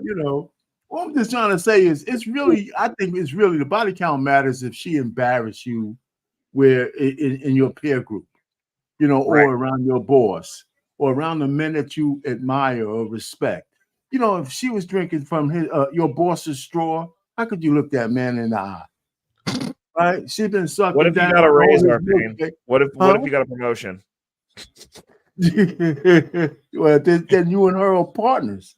Well, I'm just saying. I'm like, what if you didn't have to suck the straw? She did it for you. Yeah, okay, so that's not a regular relationship. Oh, now you're adding 22. Trying to get you a raise, bro. Now you're adding 22. I'm just serious, man. I think that's what matters to men. I don't think it's the fact that she's been penetrated before. Let me tell you, if a woman's not a virgin, that first guy could have had her upside down, inside out, man. She could have been swinging from the chandelier. There could be just one guy. He could have been like rocking that shit up, man, and slapping at her, boom, boom, boom, and so what? So now he hit it, and he hit it. R-Pain, when you go to that site with them videos on it, you start at page 10, don't you? I'm just trying to tell you, man. It don't matter if it's a lot of guys, but one guy could have turned that shit out. Oh my God! It don't have to be a lot of guys. It could be one guy turn that shit out. You right. And you marry her, and he could give her a call in the midnight, and she's thinking of, because a woman never forgets her first dude. Yeah, they never forget their first dude. You are. They never do. You're officially a dirty old man. Yeah. Yes. Officially a dirty old man. You Says nasty. the pot that call the kettle black. That beautiful beam footage, black man. Listen to me. Every man here who's married or not married, your woman still remembers the first guy who bumped that little piece off. Let me tell you. The toughest things any man has ever done is turn down a nice piece of willing, steaming ass piece of pussy. Never going away, R-Pain, ever. Well, That shit We're gonna put this on his tombstone. that need to be on your Turn it tombstone. down. That's a rite of passage. That's a man's rite of passage. Being able to turn down some trim. Now you've arrived. The age of discernment is when you can look at a hot piece of junk and say no.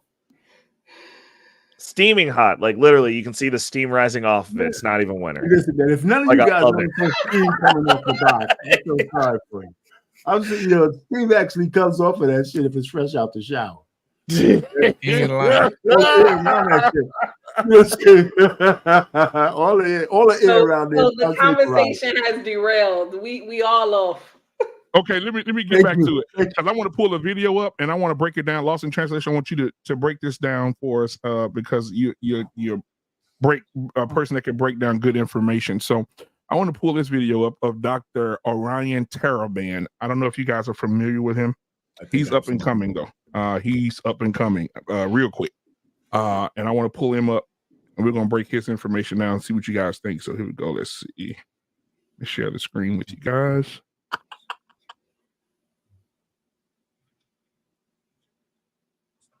Ooh. Oh, there you go. LA's up on Phoenix in the by a few points.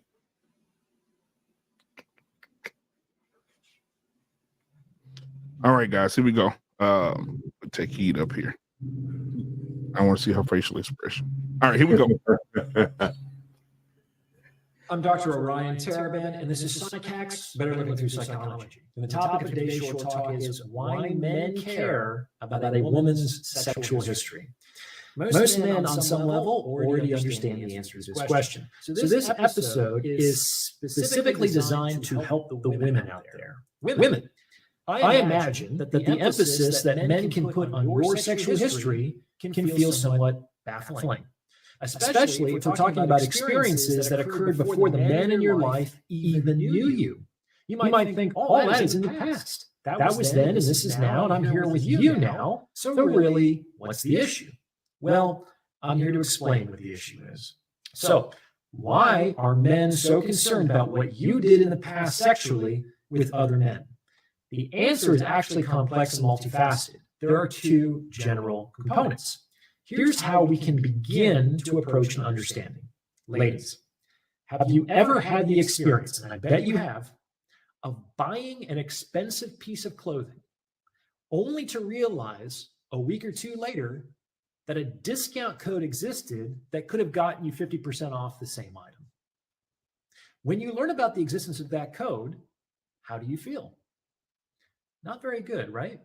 You may even have complained and tried to get the company to retroactively honor the code after the purchase. I've seen many women do that. And why do you do that? Because learning about the discount code actually changes your perception of the item that you bought. Whereas 2 weeks ago, you were more or less happy to pay full price for that piece of clothing. Once you realize that you paid 100% more than you needed to, you can't look at the same item the same way again. It's not nearly as attractive and desirable as it once was. Why? Because it turns out you didn't actually underpay for something valuable, you overpaid for something cheap. And that is not a good feeling. So what does this have to do with sexual history and relationships? Well, a number of things. First of all, you have to understand that broadly speaking, there is a sort of arms race between men and women in the sexual marketplace. In a highly simplified version, it breaks down like this.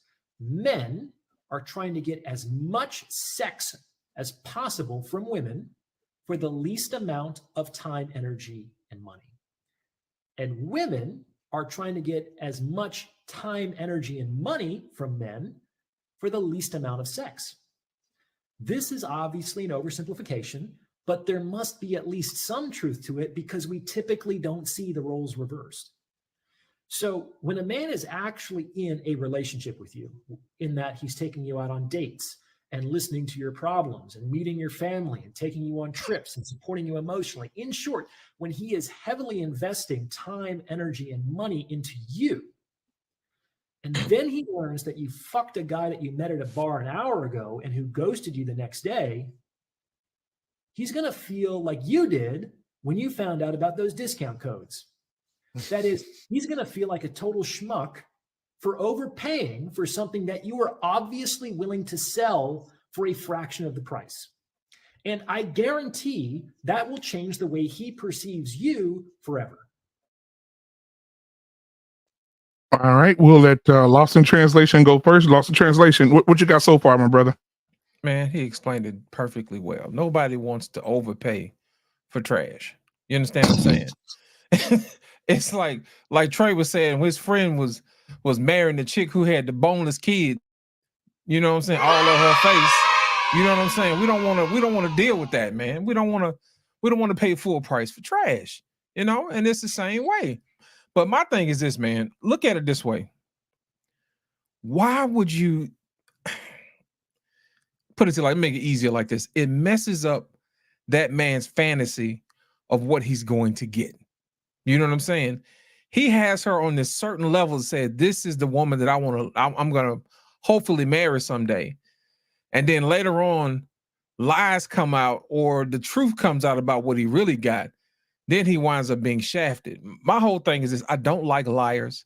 I don't like people who conceal things because that ain't nobody you could build no marriage with. Everybody knows marriage is not built on lies, distrust, and deceit. I mean, just because you keep it from me now don't mean I ain't gonna find out about it later. And then when I do find out about it later, I'm not gonna let you know when I'm gonna let you go. You see what I'm saying? At that point, it's to my advantage and not yours. So I would rather you tell me the truth up front so I know how to handle it, because I'm gonna tell you the truth up front. You ain't gonna find nothing about me out here in these streets. But can I ask you, will I find out the same? You know what I mean? Will I find out that you had boneless kids on your face in front of the homies? You see what I'm saying? I'm not finna pay full price for that.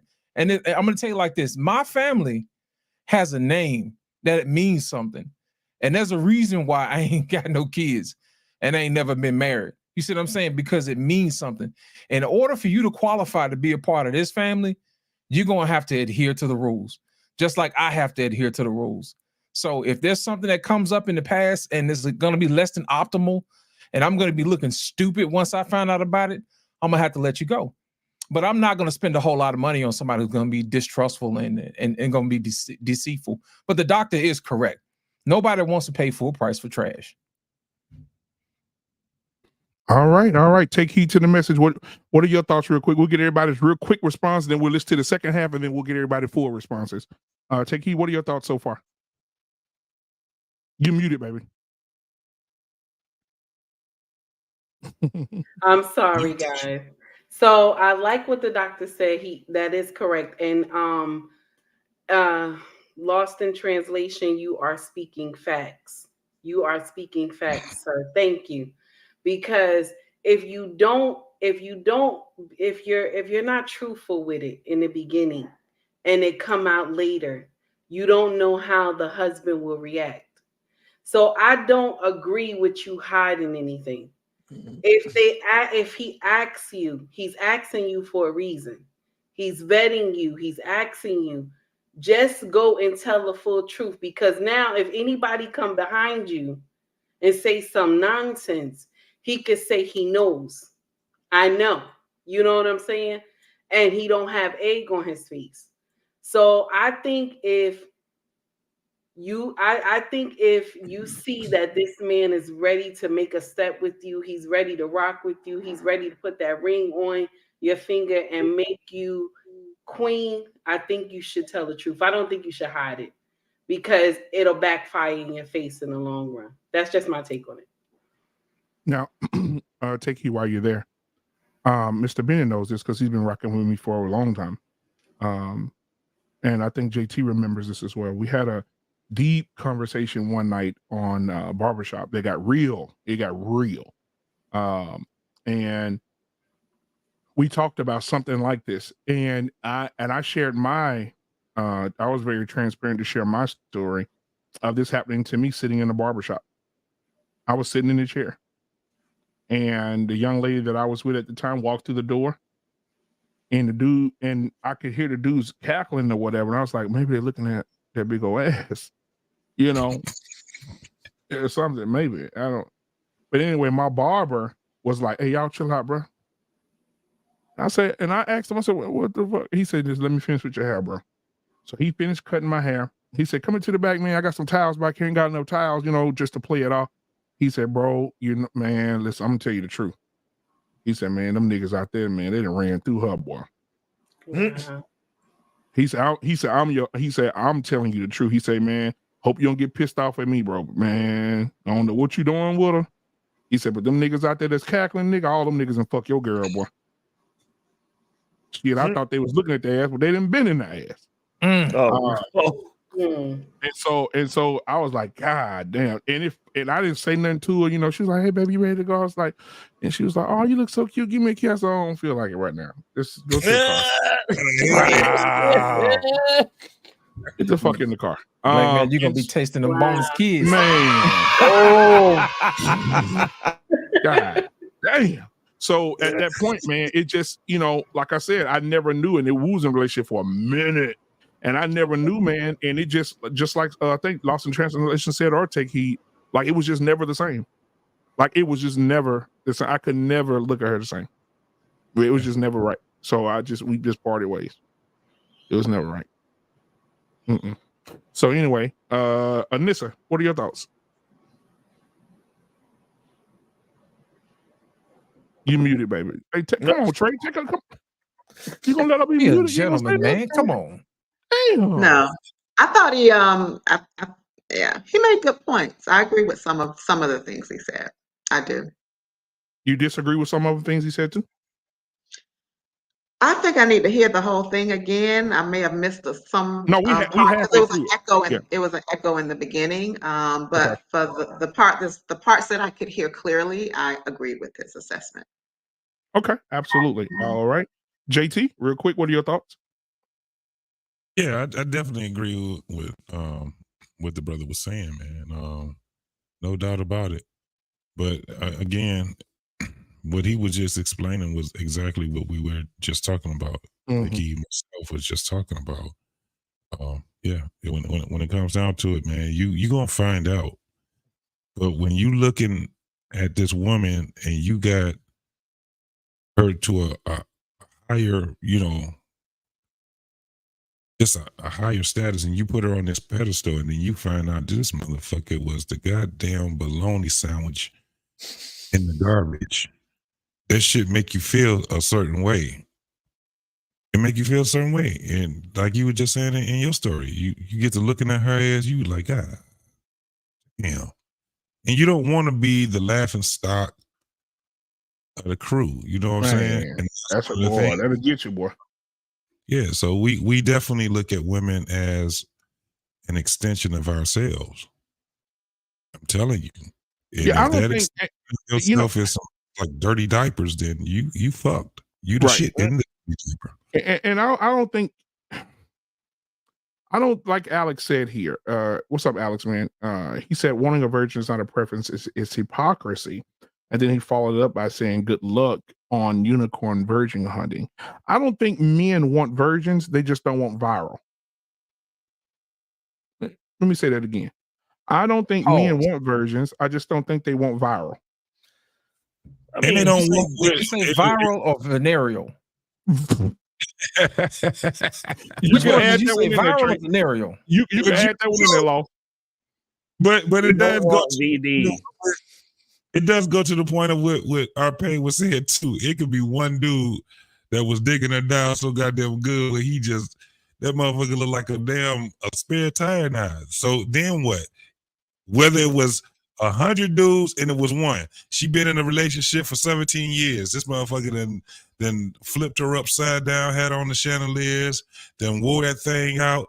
It's really kind of fucked up when you look at it. It's not really the virgin thing. It's kind of like, again, we look at other attributes other than her just fucking somebody else. I think that's right. That's the whole thing. Well, what you don't want is, let me put in, because JT, we're movie people. All of us on the panel, I think, are movie people. Let's just put it into perspective of a movie where people can actually visualize it. You remember when on Soul Food, when he was sitting in the break room having lunch, and the general manager came in.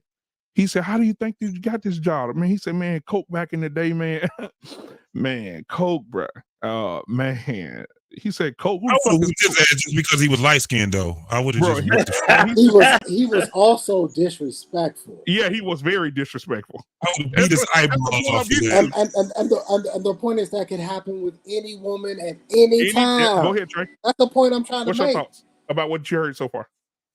Listen, I like Psych Hacks. I've always liked him. Yeah. I listen to a lot of what he says. I understand where he's coming from, but I don't think that the true exchange here is the money. I don't. I think for the most part, for those of us who understand money, you get more money. We can always find a way to get more money. To me, the exchange is the actual marriage that you're giving her. That's the value. She doesn't deserve it. She hasn't done what she's supposed to do as a woman and preserving herself to be qualified of the marriage. Who cares about the money? Who cares about the money?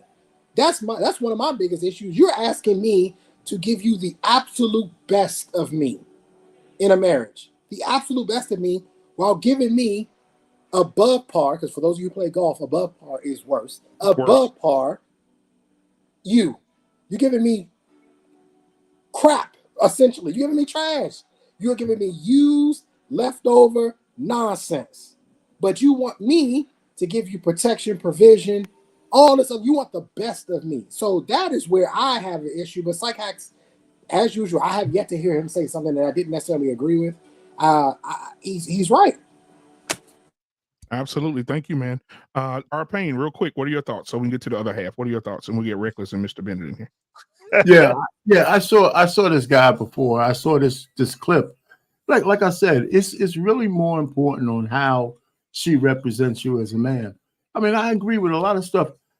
It's the basic thing is most men in the West have acquiesced. We don't necessarily want virgins. We just don't want the woman that we're with who has all the people that we respect and admire snickering behind our back. You know, I mean, the whole notion that, you know, she was, you know, like I said, doing whatever she was doing with some people, you know, and people who might have influence over the way you interact with your peers. It just matters. You know, so and that's all I can say. I mean, you know, so that's where we are. I mean, like Trey, he talked all that shit, but he knows he's not going to find a pure woman, not in America. You know, so it doesn't matter who you let pass that marriage gate, and because you're accountable for the woman you let in. You just really are, and there's no way around it. You know, look at how many Joe Smiths do we need to see to know that that's true. That's all I have. All right, Mr. Bennett, real quick. All Trey got is a Nisa. Oh, and she'll never tell him.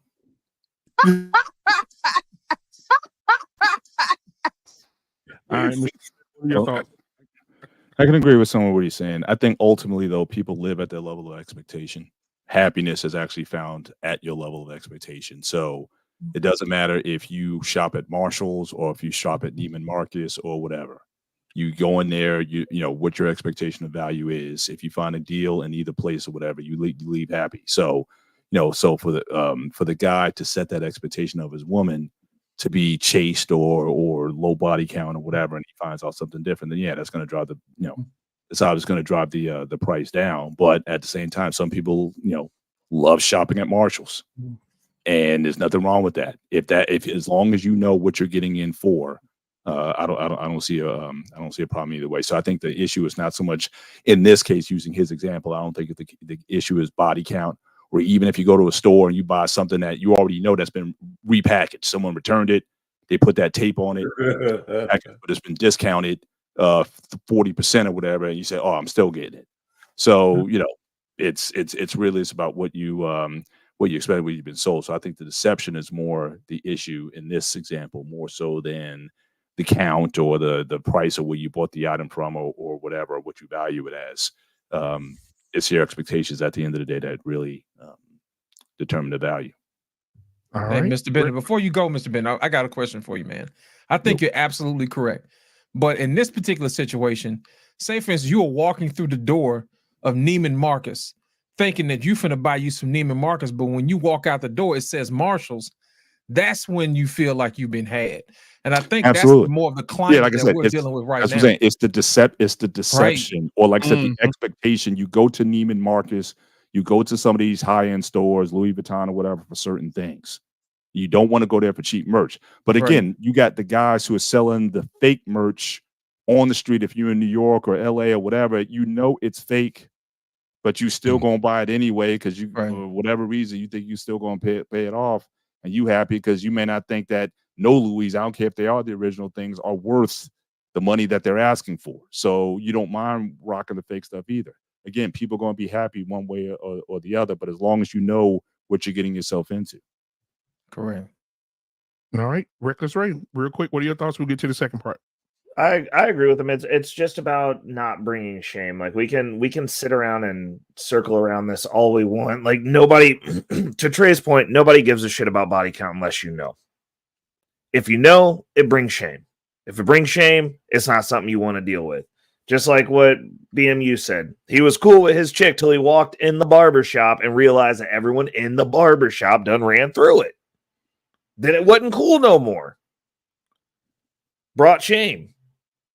So depending on the level of man that you are, some of us go to galas, some of us go to cocktail parties, stuff like that. You don't want to walk into a cocktail party and have everybody being like, "What's up, nutty buddy," to your girl. Not cool. It's shame. It's shameful. That's the only thing that body count really has to do with is if you know. If you don't know, you're going to be happy as a clam unless you come face to face with reality. So it really doesn't matter unless it's to the tune that she's done something outlandish to where it's going to bring shame to you later, because you're going to walk into a room and they're going to be like, oh, hey, bro, Honey Buns. Remember her? Dope. And you're going to be like, nah, fam. Like, then you're going to be sitting there feeling bad, whatever. But that's really all it is. That's all it is. Like, there's that, and then there's the inherent trauma that you're going to potentially have to deal with because she's had a bunch of partners. There's that mess as well. But one something I've heard tonight. Just want to raise this question. I got to go in a couple of minutes, gentlemen. But right. Again, great conversation again. I'm hearing a lot about you dating someone who's local, who's too close to your community or what. Now, back in the day, you would have, it was desired that you married someone who you knew, if you knew the family, you knew whatever. But it seems like these days, you might be better off dating someone from outside of your community. Like you talk about church. And I've seen it. Like church is probably not the best place to try to date, because everybody's up in your biz or whatever. Or you may have some history or whatever. Yeah, I'm not saying don't date someone who goes to church. Maybe maybe she goes to the church on the other side of town or whatever, and y'all get serious or whatever. Then it's like, oh, okay, let me bring you to my church or whatever. But should we be eating where we're farming? Right. I mean, in these close communities and things of that nature. Because what I'm constantly hearing is, if stuff gets out, the Snickers and whatnot. So yeah, find somebody away from all that. So at least you don't, less likely you're going to find out something that's going to be embarrassing down the line. And I think about that. Yeah, I think everybody should go 300-400 mile radius. I think anything, anything on that far. If you get your 304, at least ain't gonna be your neighborhood 304. Right? Hell yeah, go to another county and get their 304. Shit, exactly. Your point, Mr. Bennett. Still, most people date and find their significant others through referral, through neighborhood, through other people. Most people do. So when you're talking about that, this is why you have so many people fighting in the neighborhood, because somebody eventually knew somebody else and it was just going through. And think about this too. It's starting to be less and less because referral based. Like one of the things I didn't like was I'm meeting somebody through a cousin or through a friend or through somebody else, because once that shit don't work, somebody taking the blame for that shit. Yeah, but in it sours like everything. Like the next get together, family get together, it's uncomfortable.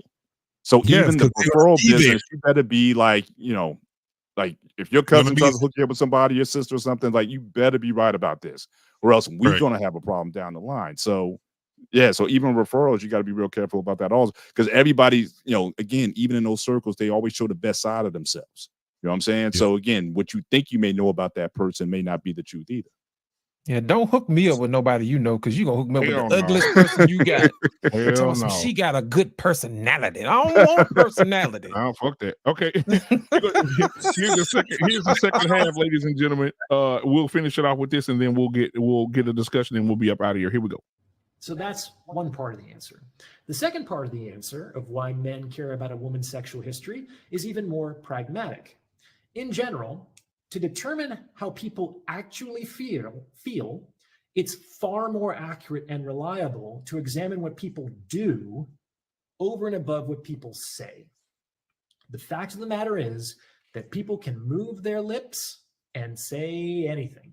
They can say things like, I love you, or you're the best I've ever had, or I can't stop thinking about you. People can say whatever they want. And because of that, there's always the possibility of doubt as to whether or not the words actually reflect their felt experience and objective reality. Now, ladies, it's also true that you will do more in the bedroom with men you are more attracted to, with men you like more. When your attraction is high, you will make yourself more sexually available in every sense of those words, and you will willingly break the rules that you rigidly enforce for others.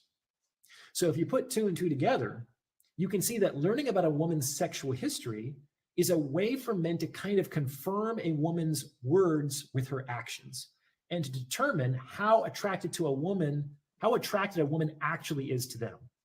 Why?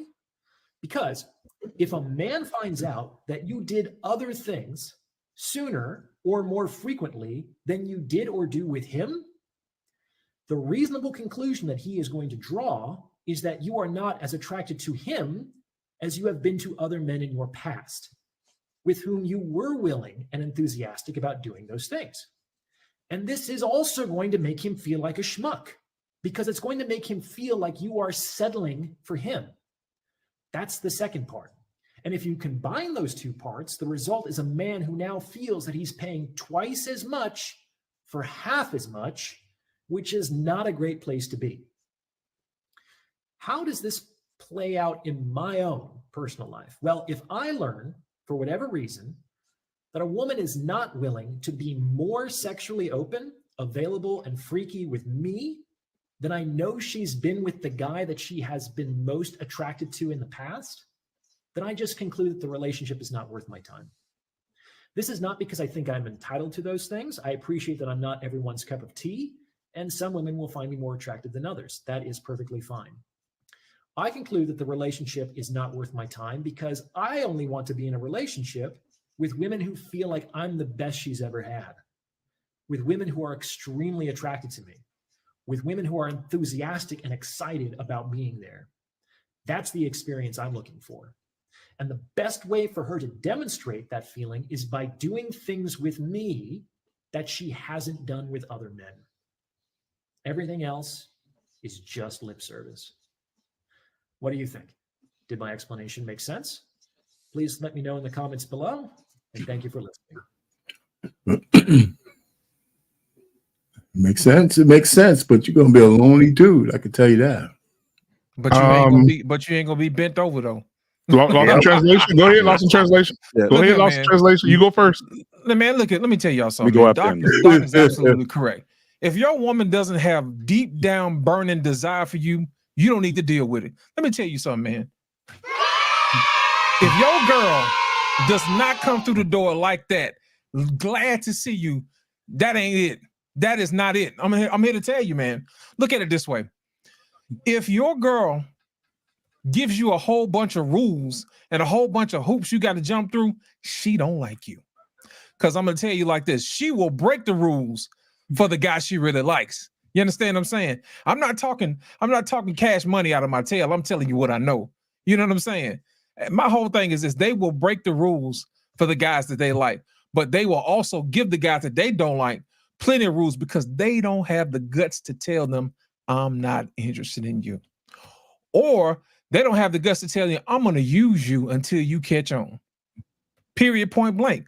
So the doc is telling the truth. And that's the main reason why most women don't want to tell you the truth, because they want to continue to get as much time, resources, and extract attention from you as much as possible. Just like he said earlier, while guys are trying to get to as much sex as quickly as possible with a little effort. Oh, ain't nothing but the truth been told tonight. Ain't nothing but the truth been told tonight, Black man. You got it, man. I'm done. I said all I need to say.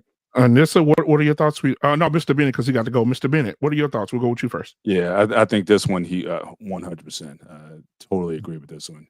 And just from again, someone mentioned hypocrisy, or I think with someone in the comments or whatever about not wanting virgins or whatnot. Another thing people don't want to admit, there's nothing worse than a born again former. I don't want to use the word, but someone who used to be promiscuous and becomes born again. That's like the worst.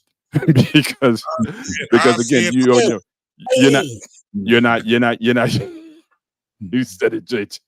But you're not going to get, because what all those tricks, all those things, now she's saved and sanctified and whatnot, and it's like, you're not going to get her best, and guys are simply just not going to want that. So yeah, I totally agree that to feel like you're second best, or that you weren't the best or whatever, we'd rather and most guys, we'd rather just live with the fan. Tell us what we want to hear.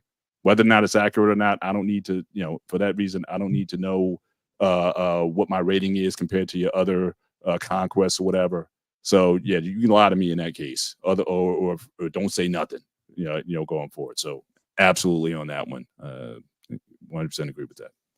Wow. Well, the prophet Neo has a song called "Lie to Me," and he said, "Lie to me." I don't care what happened. I want you to lie to me. He said, even if it ain't true, what I want you to do is tell me another lie. He said, because if you tell me the truth after all this time, he said, I don't know what I might do to you. He said, so to keep you safe, you need to keep lying to me. All right, let's go ahead and go over to Anissa. What are your thoughts, Anissa? I definitely understood where he was coming from, but am I the only one that's thinking that maybe guys should be avoiding this question? I mean, because like he said, do you want to know all the acts and everything that she did with someone else? Because now you're comparing how, you know, the acts that she's doing with you and how long it took her to do it with you versus someone. Like, do you really want to get all into that? Yeah, we want to know how soon we can escort you to the door. That's all that is. I'm just asking. Anissa, that remember that guy I told you about that married that chick? Guess what? He come to his homeboys, and I'm sitting there looking at him because everybody know that Sonny was Sonny. And he told him, man, she said she don't want to give me no head, bro. Everybody say, she was handing that sunshine to somebody else. She don't do what? Shit. I don't know what it is about you, brother, but everybody touch them tonsils. I don't know what's going on with you, partner. Take heed to the message. What you got, baby? Come on, talk to me.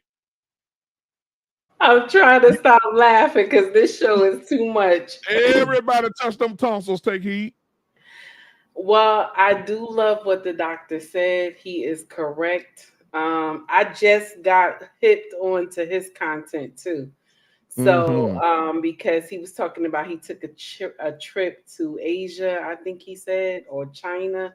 I'm not sure, but he said, where was it again? He went shopping. He went shopping overseas. Oh, okay. And he said how he was treated over there. So yes, I agree with what he's saying. It's true, because if a woman doesn't find you attractive enough, if she doesn't find you, I won't say attractive. I'll say this. If you have not captured her mind, because a man doesn't have to be attractive. Look at Biggie. May his soul rest in peace. Also, you got a lot of men that I know back in the day too. When I was young, they was not that handsome, but they was able to capture a lot of women's mind that I grew up with. And once you can capture the mind, you got the body. So he's right. A woman will do everything that her body and mind will allow her to with a man that she wants to be with. So yeah, Doc is correct. If he's a doctor, but he's correct. All right. Thank you. Take heed. JT, what we know podcast, man. Talk to me. Yeah. If that woman don't like you, it's gonna be on her terms. Yeah. It's gonna be on her terms, you know. She might find you attractive, but she don't find you attractive like she found Deontay. Or a curved dick. I'm telling you, cinnamon roll sweet dick running and ran all the way up through it, gave her all of it. And she just take it. You know, and then when she gets I don't ride dick, and she and that motherfucker on sweet nut running and they're twirling, and she tell you, I don't do that. Yeah, no. She done had that nigga that she was sitting there paying his commissary for that 10 bid that she was doing for that with that nigga. You know what I'm saying? She can't you here right now until this nigga get out.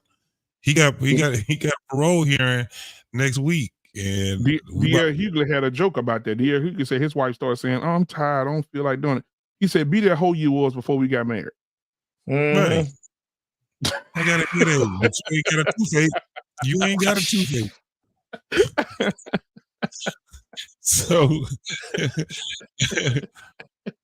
yeah, that's what it comes down to. But it goes to what my man Ricky always say: these hoes are liars. These niggas are liars. Everybody's fucking liars. That's why you have to be more vigilant in the person that you're dating and marrying and all this crazy ass shit. And when they tell you the truth, you better believe what the fuck they say.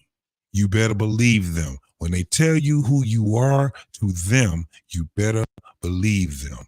Guess what, Trey, JT? you asked that question why niggas stay? That's why. Because they don't believe what that woman already told them, and that was the truth. So that nigga stay because he feels that he can't do any better. These hoes ain't loyal. You gotta find somebody. All right, Trey, your thoughts? Yeah, my guy Psych Hacks, man. He typically knocks it out the box, and where I stand on this whole thing is I can just remember times where guys talk a lot. I know women may not know this, but guys gossip just like y'all do. We talk about our sexual escapades, right? Mm-hmm. And I can remember having a conversation with a guy. Me and him was smashing the same chick, but we were not having the same experience with this woman. He was not having the same experience I was having with her. He was getting sex from her, but I was fucking her. It was completely different. I was tying her up. You know what I mean? I was getting right. He was having missionary, plain vanilla sex with her. I was stopping by the job, smashing her at work on a lunch break. We were both having sex with her, but we were not having. Never say another motherfucking word to me. we were not having the same experience, and it's because of what the doctor is saying. I think she found me to be more attractive. She was more attracted to me, and therefore there weren't a lot of rules for me and what I wanted to do and how I wanted to get it and when I wanted to get it. But for him, I think she liked him for other reasons. He was higher ranking than me, so that probably could have something to do with it. But she was willing to give it to him, but there was rules for him. There's only certain things he could do. The doc is absolutely right. And I am a firm believer. Listen, Loss, he spoke on it. If that woman is not trying to rip your clothes off when she see you, bro, she don't want you, bro. Move on. She don't want you. Because this idea that women don't desire the D is craziness. They desire it too. And when women get horny, they are relentless. They're not stopping at nothing until they get what they came for. I have had women drive from New York to DC to be there for 45 minutes. She got back in her car and went back to New York so she could be on time for work. When they want it, they move heaven and earth to get what they want. And if you're that guy, you'll know, because you're gonna be able to do some things that other guys may not be able to. Psych Hacks was on the money as usual. Trey, you know what? This fits you for I can't help it that I'm custom made. I can't help it that I look good, smell good, can dance all night long. I can't help it. Well, hey, PMU, he's sending somebody a message on the panel. I wonder. Oh Lord. Said I'm custom made. Hey, you know what? And Nissa probably thought to herself, you know what? I can tame that lion. Reckless Ray. Go ahead, Reckless. Talk to us, man. Listen, real quick before you go, Ray. Many have tried, and many have failed. Oh Lord. I can't help it that I'm custom made. I can't help it that I look good, smell good, can dance all night long. I can't help it. That's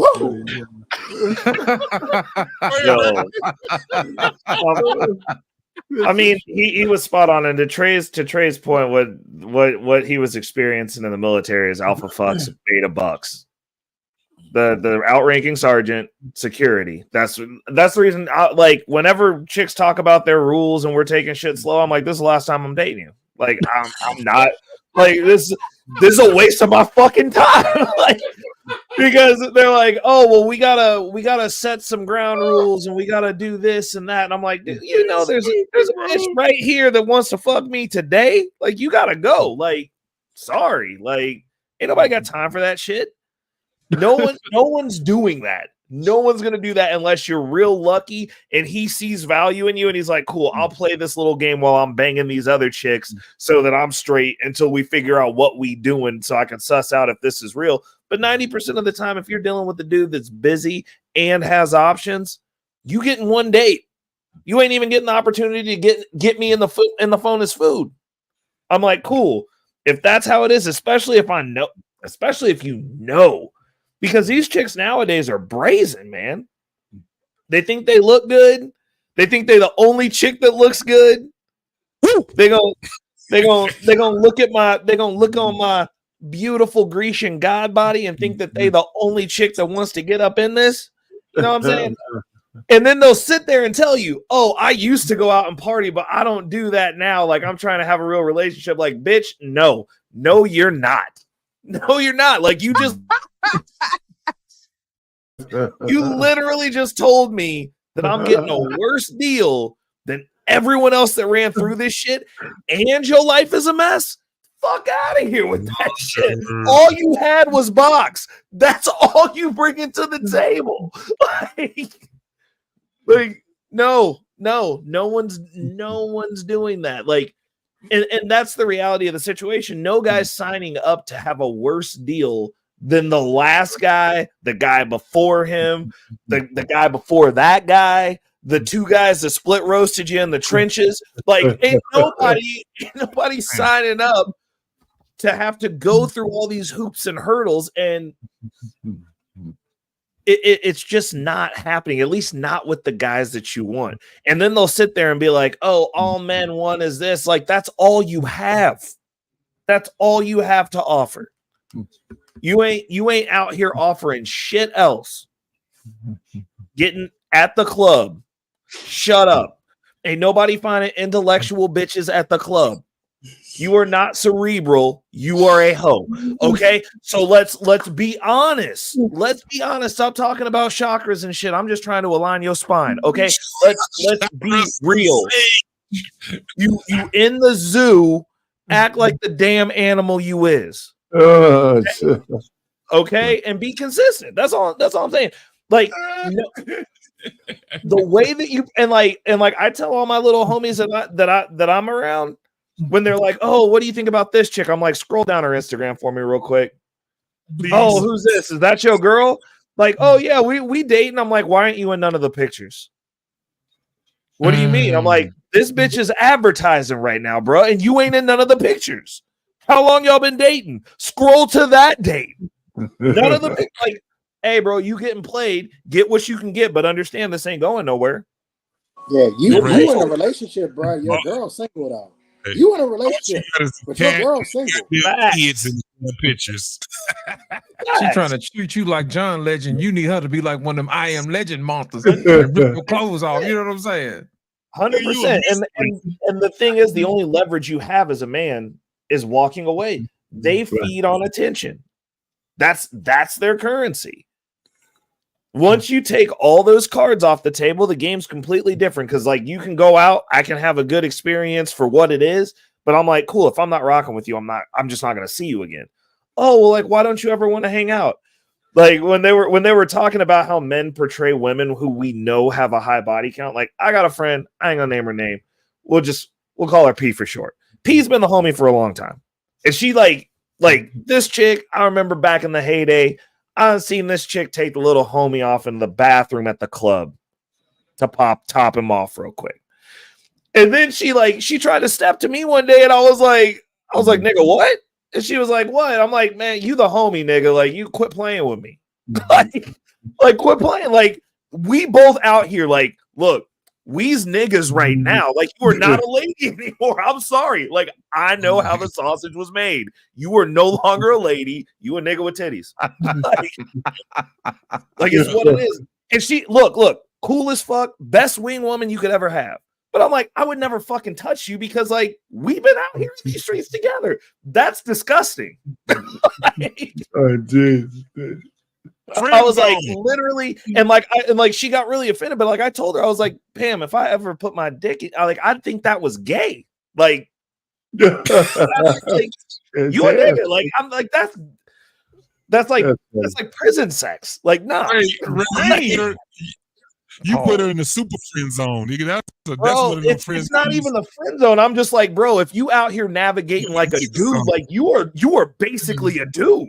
Like, you got the mentality of the dude. She busts dudes down. Like, not even shitting you. Like, one of the homies hit it, and he was like, yo, that was like the best I ever had. And I was like, well, what was so great about it? He was like, she fucks you back. And I was like, oh no, bro. Like, you a dude. You are a fucking dude. Hold on, Rick. So it's safe to say, if she gave you that booty, you'd be like, I'm still wearing cashmere. Yeah. I'm still walking around in alligators. Woo! I'm still looking at the diamonds on this big old Rolex. I'm still riding around that limousine. And I am still driving the women in this world completely out of their ever-loving, cotton-picking minds. That yes. Yeah. Hey, yo. Hey, real quick. He could never get away with what he just said in 2023. Oh, hell no. He be that clip is canceled. His entire career would be over if he said cotton picking. Oh, yeah. I don't think they would cancel Ric Flair, though, man. Nah, they cancel him. No, man. I don't think they cancel Ric Flair. That boy said, I can't help it. That's it. I can't help it. I'm custom made. I can't help it that I'm custom made. I can't help it that I look good, smell good, can dance all night long. I can't help it. That's my guy right there. If they cancel Donald Trump, they canceled his ass because Donald Trump was wearing the same hairstyle. He had all the rappers talking about him and all the bras on his motherfucking But line. he ain't the nature boy, though. He ain't the nature boy. Man, can you imagine Ric Flair running for president? I can't help it. Man, nobody would vote against Ric Flair. It'd be a landslide. Somebody was congressman. That was another motherfucker that was Can you imagine him coming to the press conference with a fucking diamond robe on, walking up to the podium and shit? Bro. Man. It would be fucking hilarious. Be like, hey, here come the president. Tell us, ladies and gentlemen, all rise. Allow me to reintroduce myself. My name is talking to the Rolex wearing, diamond ring wearing, kiss stealing, wheeling dealing,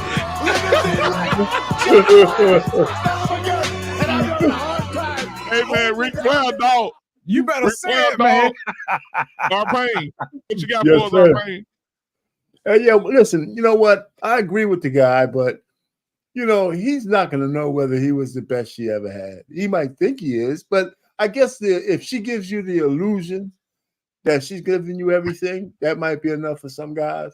I was just looking at the dude, and I'm just thinking, in reality, is he really knocking out the honeys that they giving him the best that they got? I mean, I'm trying to separate the message from the man. I looked at the man. He looks like the guy who they put governors on the Johnson. Right? He don't look like the guy walking in there and busting them down, spinning them around and throwing them upside down. I don't get that from him. I understand what he's saying.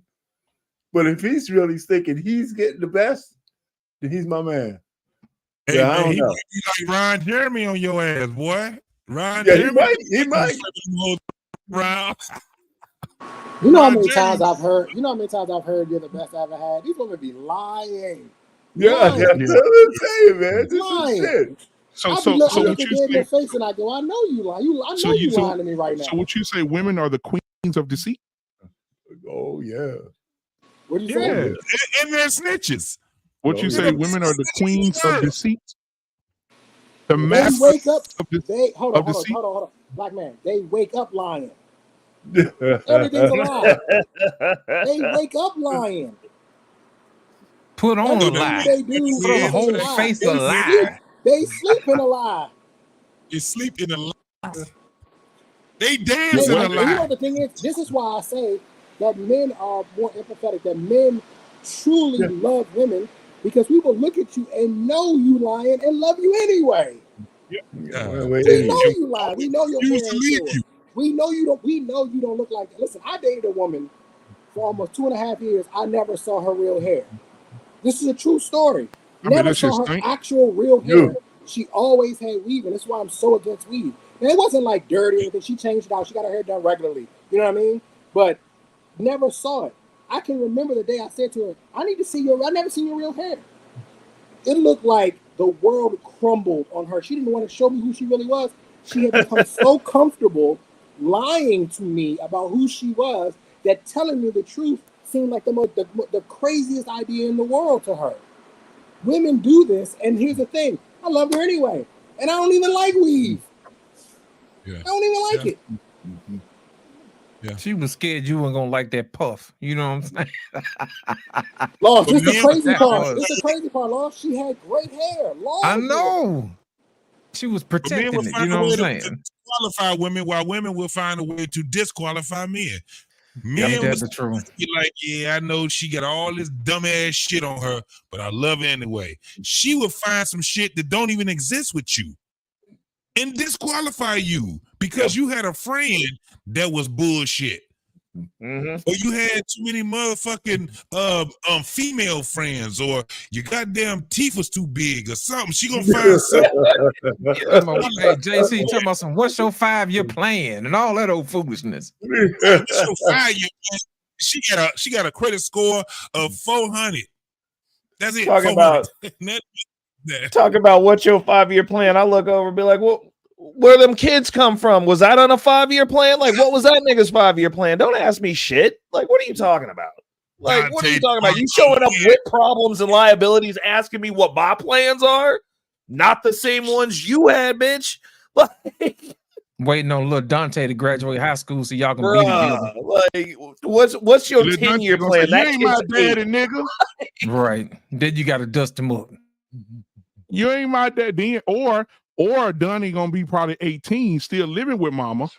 Right, still living And with she be mama, like, he and then can't you go gotta nowhere. right? And she But done raised him how to be a man. He done took on some of her characteristics, and then you got to walk in the room with a belt and tell Your him, eyes may shine, your teeth may grit, but this booty here, you will never get. Tell him again, Pastor Gino. I don't chase booty. if you're gonna listen to a pastor, that's the one to listen to right there. Motherfucker, yeah, have y'all ever seen that big ass dude? That big ass gorilla dancing motherfucker be like, I be dancing. Oh He be yeah. dancing, he just off just to see him dancing. What if she had a son like that? And he like, boy, what you be doing? I be dancing. Bro, I'll just tell me I'll shoot your big ass. Sit down.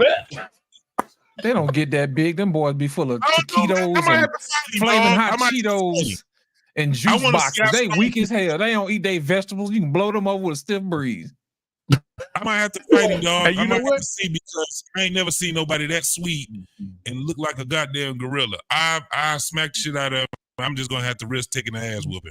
I don't believe. But you know what? No, yeah, man, I think you know y'all what? he I'm do gonna say win. this. hey, bro, Yeah, this JT, is a I great- tell you what, bro, I ain't never trying to get into a fight with a punk, the big ass punk, bro, like a gorilla sized punk. Because look, you be about to black out, and the last thing you hear is your pants unzipping. Like it's over, bro. You don't even wake back up. Yeah, man. They'll be like, what happened? Be like, you got took twice. Bro. That's not Now, look, I'm applause, gonna sir. tell- That's now, not now, applause. Trey alluded to this earlier, and I want to share this with you guys, and we're gonna get out of here. This is what men are facing today. Subscribe.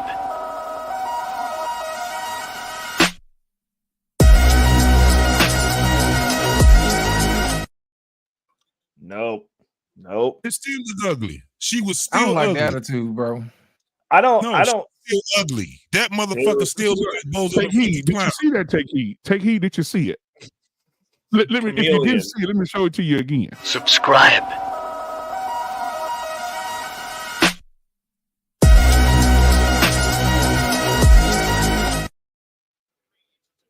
She was not beautiful. There was nothing that she could have faked on, because I would have. The first thing that come to my mind is, you a dude.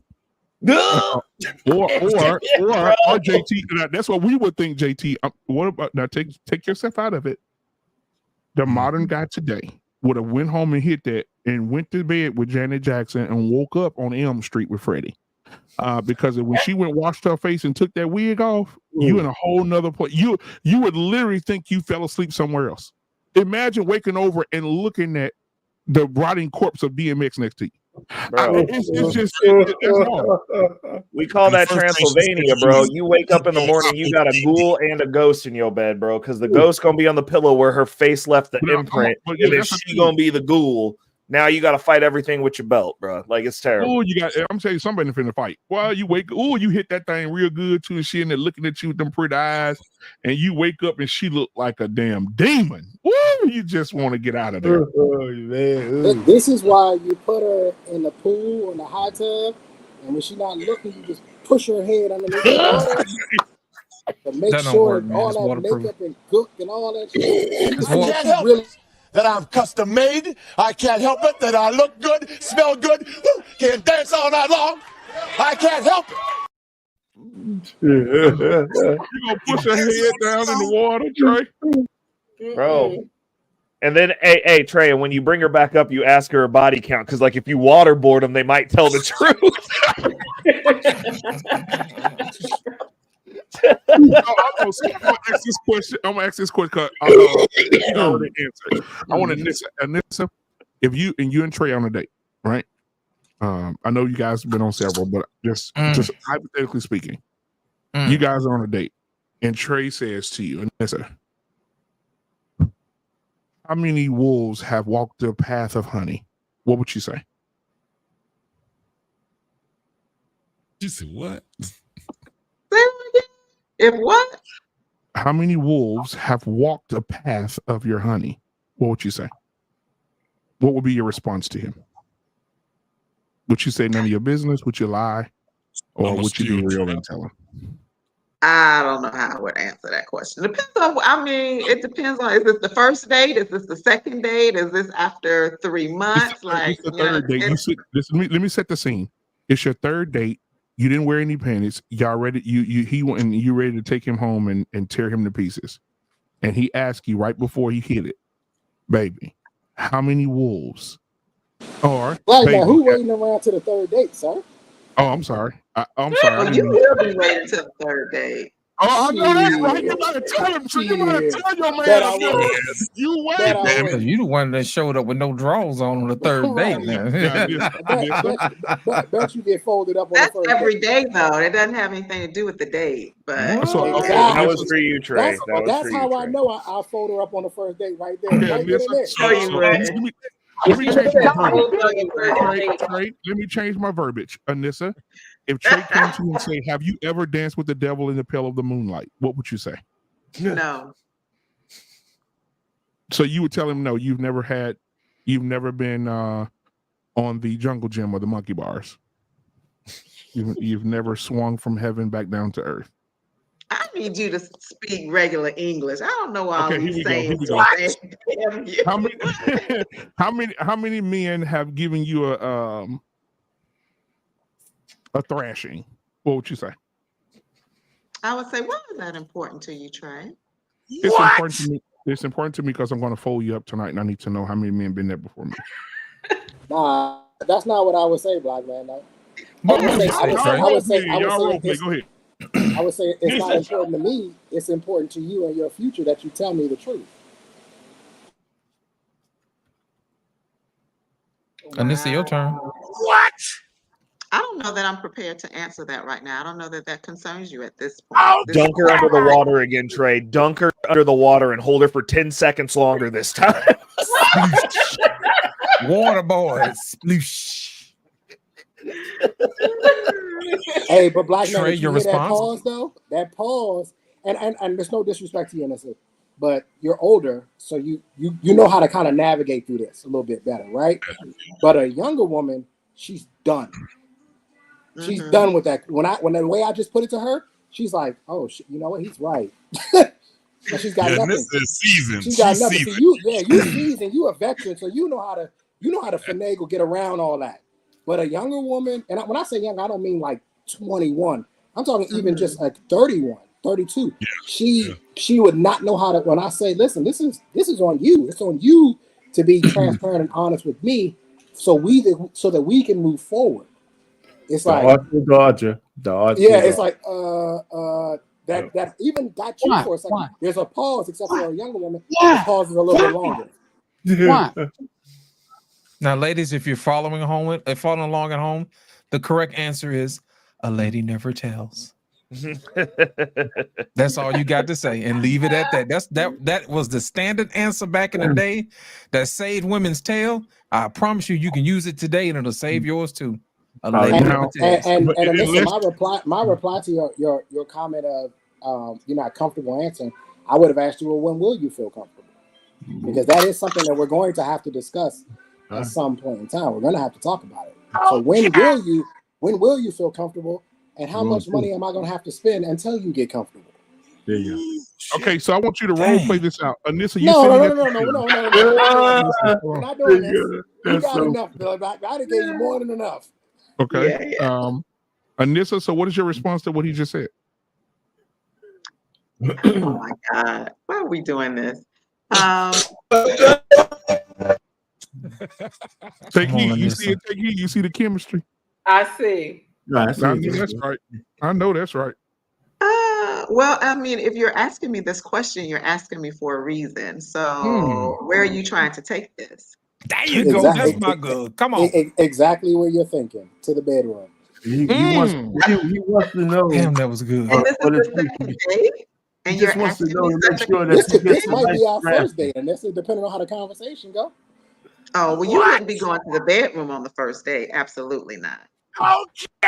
So how many days does he have to take you on to get the? How many days does he have to take you on to be washed in the river? Several. It wouldn't be the second. It wouldn't be the third. I don't know where y'all get that from, but no. Several is a very abstract number. Can we nail that down? Southern girls. Yeah, we don't do that. So hold on. So how many days would he at? 5 get the thighs? I don't know if I could I don't really know if I could put a number on that, to be honest. Okay, well let's not do a number. Let's not do a number. What is it exactly that you need to feel? What is it that you need to feel that would make you more comfortable with moving this along to the next level? And next level, I mean having sex. Well, I need to know what your intentions toward would be, because I'm intentional, and so I'm looking for marriage. So if that is not what you're on, then this absolutely will not go there. So when you say looking for, are you talking short term, looking for, a long term? I'm sorry, what'd you say? When you say you want to know what my intentions are you talking short term intentions or long term intentions? Well, my intentions are marriage. So I'm looking to be married. I'm looking to be a wife. So if that is not what you're on, and I think you've been very clear about that you're not, then we wouldn't even need to worry about the sex part. So you would never need to know the answer. Okay, so the doctor come in and it says, come on now. Come on. So No. This is fine because this has happened before. It's not a problem. It's not a problem. You just simply look to the waiter. You say, would you like another drink? Because you drink wines. Would you like a refill? Trey got her. He got her. That's it. Would you like a refill? No, I'm good. You good? Yeah, you can bring us a check. Not the way Alyssa was drinking that wine last week. No. She getting that refill. She gonna get that refill. No. Trey got it. No. So Trey, you're thinking that. And Trey is gonna pay that check too. Oh, absolutely, because you're gonna pay for it later. Oh no.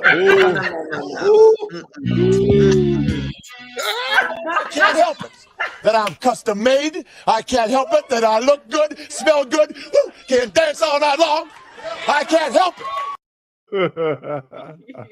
See, Black Man, here's the thing. When you're on these dates, the magic isn't at the table. For guys, if there's any younger guys listening, the magic isn't at the table when you're eating with her and you're drinking with her. That's not where the magic happens when you're about to seal the deal.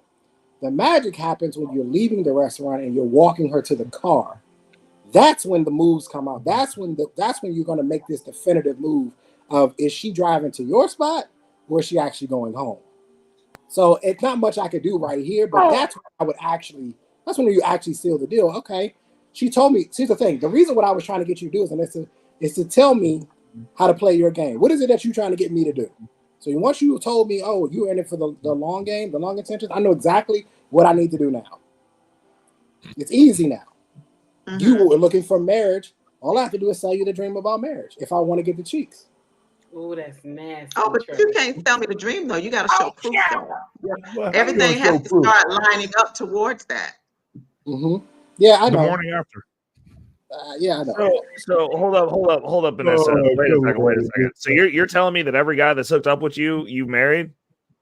Hell no. You're single right now. All right. So somebody sold that damn dream. Someone did. He asked me a specific question. He asked me what.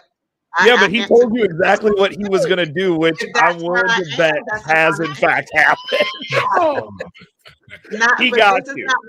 He asked me today what I want, and I was honest Ray, with him. if you want it, it's yours, bro. No, you are. Y'all think you got it? Why? You don't. And this, it sounds good, but it doesn't work. It sounds great. Wait, hold on. Let her ask Reckless. Reckless had a question, and this would you like to answer, rebut to what Ray asked? Every man that you ever laid down with, have you rocked the boat, Leah? What was your question, Wayne? My question was because you were saying you were like, well, you know, it's got to be marriage or it's got to be this, and he was like, well, I'm going to just sell you the dream and get what I want. And then you said, well, no, you got to put a ring on it, all this stuff. And I was like, well, you don't have a ring now. And we know that you're not a virgin and you're not currently married. And I'm willing to bet that you were not you've not, if you were previously married in the past, that wasn't the only guy you slept with. So, so the other guys did do exactly what Trey said he was going to do. That's all I was saying. I was like, you know, if he wants it, he literally, he called you. Like he called it. Because that's what everyone else probably had to do too. It's like, yo, I mean, I don't think you just woke up. Like you seem like you carry yourself pretty consistently, is what I'm saying. Like, I don't think you're necessarily out here just getting busted down. I think you have standards. Right. The issue is men are conniving. And so, like, when Trey goes, I'm going to sell you the dream, I'm like, he got you. Like that's. Because you told me, Anissa. You told me. I would be honest with you about where I stand and what I want. I'm not going to sit up and say that something that's not true. So if you ask me, you know, where I am or what I'm looking for, I'm going to be honest with you and answer that. You can't get anything unless I give it to you. So you can say everything else, but if your actions are not lined up, so are we saying that like once you state your intentions, you're clear to do whatever you want? Then? Is that what we're saying? Hold on, guys. Take heed. Has a question. Take heed. What's your question? My question is this the Alyssa who had the first wine or the second wine? Because this is the first one. This is the first one who was drinking that first glass last week. Now, I want to see the second one who was getting nasty and swinging that wine around in the cup. That's who I want to talk to. That's who I want to talk to, Alyssa. Go get that one right there. I want to talk to her. Hey, take heed. And that's why I take heed. That's why I said, do you want another glass? That's why I said you gotta. That's why I said you gotta on the second one. Because when you were swinging that wine around last week, Alyssa, I said, Alyssa, oh, you fresh. I am in total control. I'm in total control. Don't ever make that. Anissa, hold on, Anissa. Because last time you were on, when you were not kind and on that wine, you said these words. I said, Trey may come over and get that thing tonight. I said, if he came to that door right now and put that thing out, I said, what you gonna do? You said, I'm not gonna make myself look guilty online. I would never incriminate myself. That's what you said. Was that after the second glass, black man? That was after the second glass. Yeah. Oh my.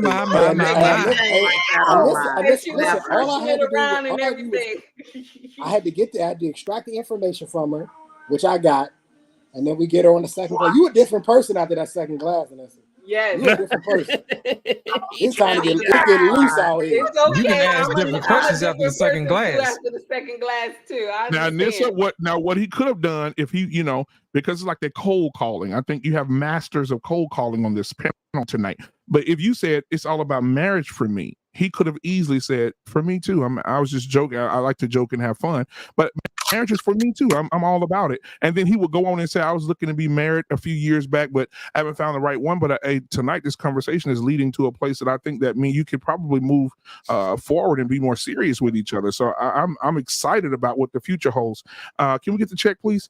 And so I'm excited. Now I do know you like this wine, so I'm gonna get a glass of this wine right here, and we're gonna and I'm inviting you back over to the house, and you can sit down and talk more about our future and what we're gonna do. We're gonna play, or we're gonna be together, whatever. So I'm inviting you over, and I'll get your Uber home. Is that okay? Well, matter of fact, let's go. Boom, out of there. I mean, cold calling. Black man sound like You're assuming that that's going to go exactly the way you think. Oh yes, because what you have to do is what you have to learn. What you have to learn is you have to have open-ended conversation. You can't ask questions that she can give no to. Hey, baby, would you like to have this wine to go or this wine to go? Would you like me to get you an Uber? Or do you want to ride with me? These are questions that I'm asking you that you can't say no to. Hey, you want me to get an Uber for you, or would you like to ride with me? Okay, your cool. yes has already been made up. Yeah, when we get to the house, would you like me to? Yeah, when we get to the house, would you like me to? Scenario on your own. Oh no, But Alyssa, you wouldn't even be out on a date with me if you didn't find me attractive. So we already know that that's already covered. Because you don't even carry yourself like that. It doesn't mean I'm going back to your place and that you're going to get what you want. That's exactly what it is. Hold on, Alyssa, because I want to talk to game. Alyssa who had the second wine. I want to talk to her right now. I don't want this Alyssa right here. I want the one that had the second cup of wine. That's the one I want to talk to tonight. We want 2 chains, 2 glasses, Anissa. And you know what? Talking like that with those opening, when you get a dude with some game like this, these guys on the panel here, that finesse like we have here, I'm telling you, I could put the Mississippi River at flood stage with how much pussy I've gotten talking like that. It's amazing to have those conversations. I'm telling you, it was. Woo! Sometimes I wish I said, Lord, I wish I didn't die back then because I should be in hell. But there you go. Cold calling, open-ended questions. Don't let her say no. You can't let her, man. Shit. Baby, do you like neck rub? Do you like your back rub? Or do you like your neck rub? Oh, my neck mostly because I've been working. Oh, okay. Hold on just a second. Shit. Right. Next thing you know, Trey, I'm trying to tell you what. Listen, man, I just had PTSD. God damn, boy. Woo, Lord have mercy. I will give you some credit though. I will give you some credit. Your experience does show through. Yeah, I wouldn't say it would be super easy, right? It wouldn't be easy. I had to put in some work, right? But I've had all these conversations before. Like you said, I'm seasoned, so I've heard it. I've heard it. But for as seasoned as you are, I am more charming in person. It works better. You can't really get the feel of it through the screen. You can't get it. You need to be across the table from each other. Yeah, the atmosphere, the ambiance. I want to talk to the Alyssa who had the second drink. That's who I want to talk to tonight. I don't want to talk to this Alyssa right here because she's guarding everything. After that 4th glass of wine, and you put them arms behind her back, and she feel that man, she gonna fall right in that mother. Oh, crazy. Hey, and listen, I got these straps underneath my mattress, right? And what? You have what? I know these straps underneath my mattress, right? They custom made. Look at her face. Oh, she said straps. They custom made. You see her face? Take it. Come on now. Take it. We seen 2 girls. Custom made. Anissa, you trying to go to the Thunderdome or not? Drink that second glass. Tell Alyssa to go get the second Alyssa that had the glass of wine. That's who we need to talk to. No, this one here going. She done turned about 4 shades of red. No, I want to talk to the second one who had the wine. That's what I want. Hey, Lord, she blushing, ain't she? I'm telling you, hard. No, you can't hide that. Something about those straps. Y'all crazy. Mister, I need you to say this one thing. Say, I'm seasoned. Say that again. I'm seasoned. Yeah, okay, that sounds good. Yeah, you season. Hey, listen, but you know what Trey can do? Trey can say you're seasoned to get grilled. Because what's gonna happen is we'll put you on that steamy. You know what? I'm not gonna say. I'm gonna let The Arpain say toughest it. things any man has ever done is turn down a nice piece of willing, steaming ass piece of pussy. Jesus Christ. Trey would have some work to put in for sure. Ooh. Absolutely. Like you, man. But you are acknowledging that there is a prize at the end of the road, though. It's there. That's what it sounds It's got to like. work for it. Absolutely. Oh, okay. Absolutely. I spent 8 years in the military. I'm not afraid of some hard work.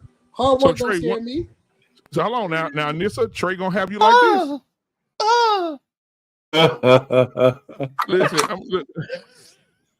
Listen, I'm gonna say.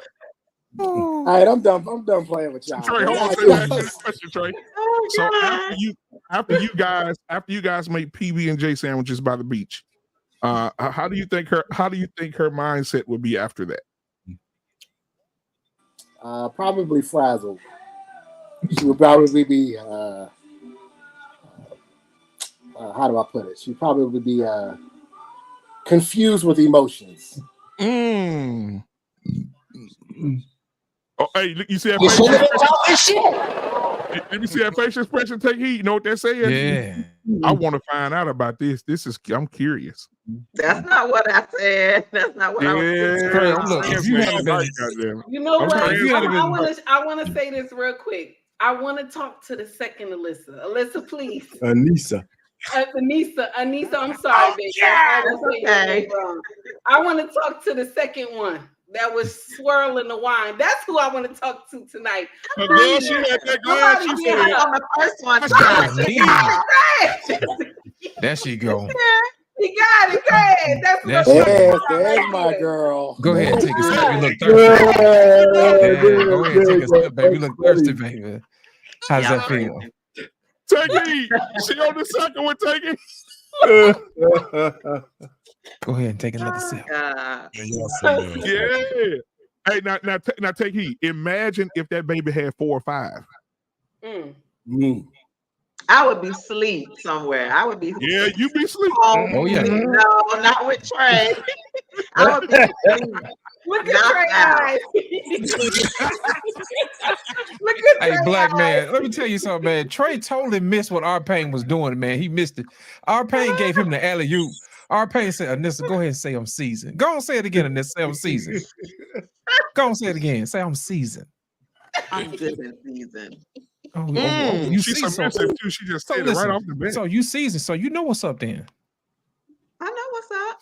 All right. Then. Well, let me hold on. Anything I won't let them do.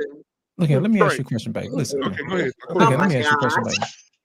Let me ask you a question. See, look, I know you had you a few glasses of wine, right? All I want to know is how many licks does it take to get to the roll pop? Oh my God! I don't play no games, I can't. So you tell Trey what you want to tell him. You ain't gonna tell me that. Because the man right here. Come on. That's right. That's all I want to know. We don't want to waste each other's time. You know what I'm saying? Hold you under the water Every day you forever make if us don't wait. tell the truth. Listen, every day you make us wait, man. Social Security gonna be waiting on us. So we always gonna give each other our best, baby. What's up? Come on. Hey, Anissa, how many licks? You got to give him my number. I know it's a number. I'm gonna find out. I'm gonna find out now. Right on time, JT. Y'all are nuts. Oh my goodness. How many A what lady now? never tells. You said how many what? Tells. Isn't that what you say, Law? But you know what? Listen. You don't have to tell. Listen. Hold on. You don't have to tell me, babe. Just show me. Just show me. You ain't got to tell me. Just show me. That's right. You dealing with the gator, baby. I'm going to tell you. I already asked you a question. I already asked you a question. See, the type of niggas you dealing with right now, the Trey and Lost, them the kind of niggas want you to walk in with your bathrobe on, walk on the bed, walk up to them while they lay on the pillow watching TV, and sit directly on their face. She be walking out of the bathroom, that bathroom be singing to her something. The world looks mighty good to me because Tootsie Rolls is all I see. Whatever it is, I think I see. The world looks mighty good to me Tootsie Roll flavor with the chocolatey chew. Tootsie Roll, I think I'm in love with you. Whatever it is, I think I see becomes a Tootsie Roll to me. You know what I'm saying? See, y'all ain't ready for that, man. Y'all ain't ready for that, man. When I get through They ain't licking ready that for it, man. pussy, I'm Hey, gonna Rich, stroke hey, there all the single women out in the audience. Get your ass up here and get a little bit of this. Hey, You know, I'm trying to tell you. Come on, Trey. Now, go on back in there, Trey. Now. I'm not going in after you, motherfucker. You you. Go in after you. Hold on, Trey. No. That's your girl now, Lost. I'm not going in after you. Earlier you said you don't mind. He's not participating. Trey, earlier you said if she don't tell you, how would you know, Trey? If she don't tell you, how you gonna know? I've seen it with my own eyes, black man. Yes, Lost. You win. I'm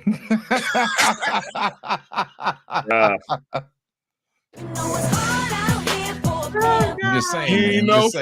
You know. Hey, and listen, I'll see you around. I'll be nice knowing you. Oh my God. We gotta put White School Podcast in the hot seat. Yeah, hey, White School Podcast scared to come up here. She's not finna come up here. She's scared. Yeah, she's scary. She's not coming up here. She's not ready for that. Guys, I just learned tonight that you guys got some real good game, and I don't think you guys had any problem getting to the ass. And so, on behalf of the Get That Ass Foundation, you guys have passed the course, and we're gonna keep moving you guys forward. Take heed. Thank you so much for being the superintendent this evening of such debauchery. Yeah. Because Anissa, this totally went downhill. This right here. Now, Anissa, don't take this the wrong way, but this right here tonight, since Trey can't make it, he got to get on the plane. But since Trey can't make it tonight, you have our permission. This is Roseworthy tonight, because when you get off tonight, Trey gonna be on your mind, and you might as well go ahead and get that rose in a concrete whirl and take care of your business. Lost in translation. We see you swarming in the chair and your second glass of wine, and you're gonna dream and look back and see Trey from behind. But anyway, listen, we're gonna go ahead and end the show tonight. We're going to end the show tonight. I appreciate each and every one of you coming on talking about body count, and we end up talking about how much we can count on the bodies with Trey and Anissa. So we appreciate you. Take heed. Thank you so much. JT, thank you. Our pain, thank you. Lost in translation, thank you. Reckless, thank you. Anissa and Trey, do you have anything you want to say to each other before we part ways? Hey, but BMU, before you end the podcast, though, right?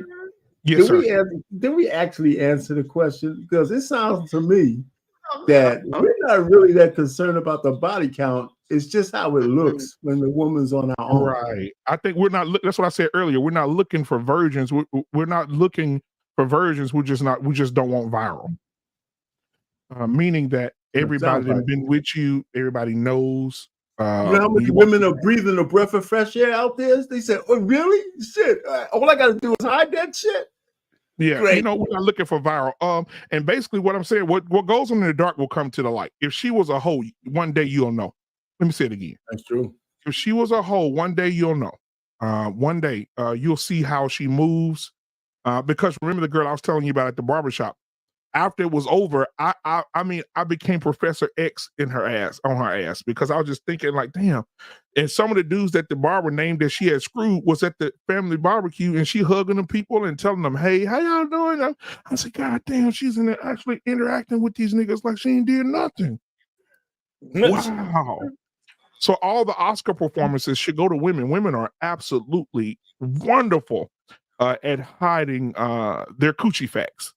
And so let's just make sure, guys, be careful when you're in the store and you pumping gas and a dude looking over and saying, "Hey, Sheila, girl, man, that's your white boy. She can suck the meanest." But I know you're lucky. You gotta get that Bernie Mac clip. I She had remember that Barney her Knife name. clip. They used to call her Jawbone. Okay, let's get back to Yeah, you know what I'm talking about.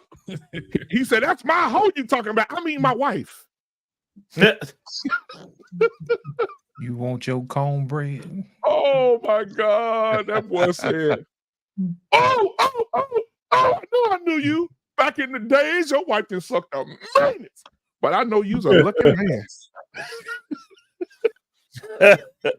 That's so funny. You call it jawbone.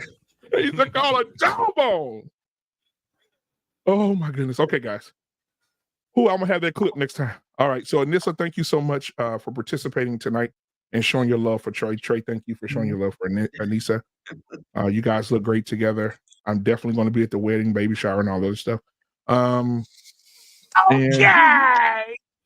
look at her. She blushing so hard. She's over there. She's firing right now. Trey, I'm telling you, once we end this, if you were to knock at her door tonight, it'll be just like when Moses raised that staff in front of the Red Sea. No. Man, if you don't end this show, Nice. Hey man, I love each and every one of y'all, man. Thank y'all for coming over here having a conversation, and we getting it in. Listen tomorrow, guys. Tomorrow morning and every morning. Make sure you go over to Take Heed to the Message. She's bringing it every morning.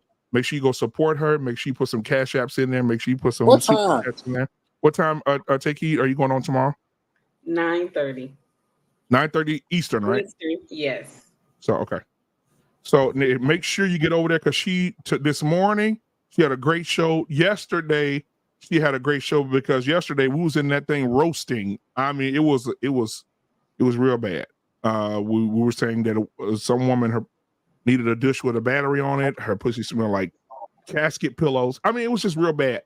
And so, guys, get over there tomorrow and me and Trent Lost in Translation were over there yesterday morning. And the morning before that, you got to come on over there and support Take Heed. We got to, because she's giving that good content. And she had an asshole in the chat this morning.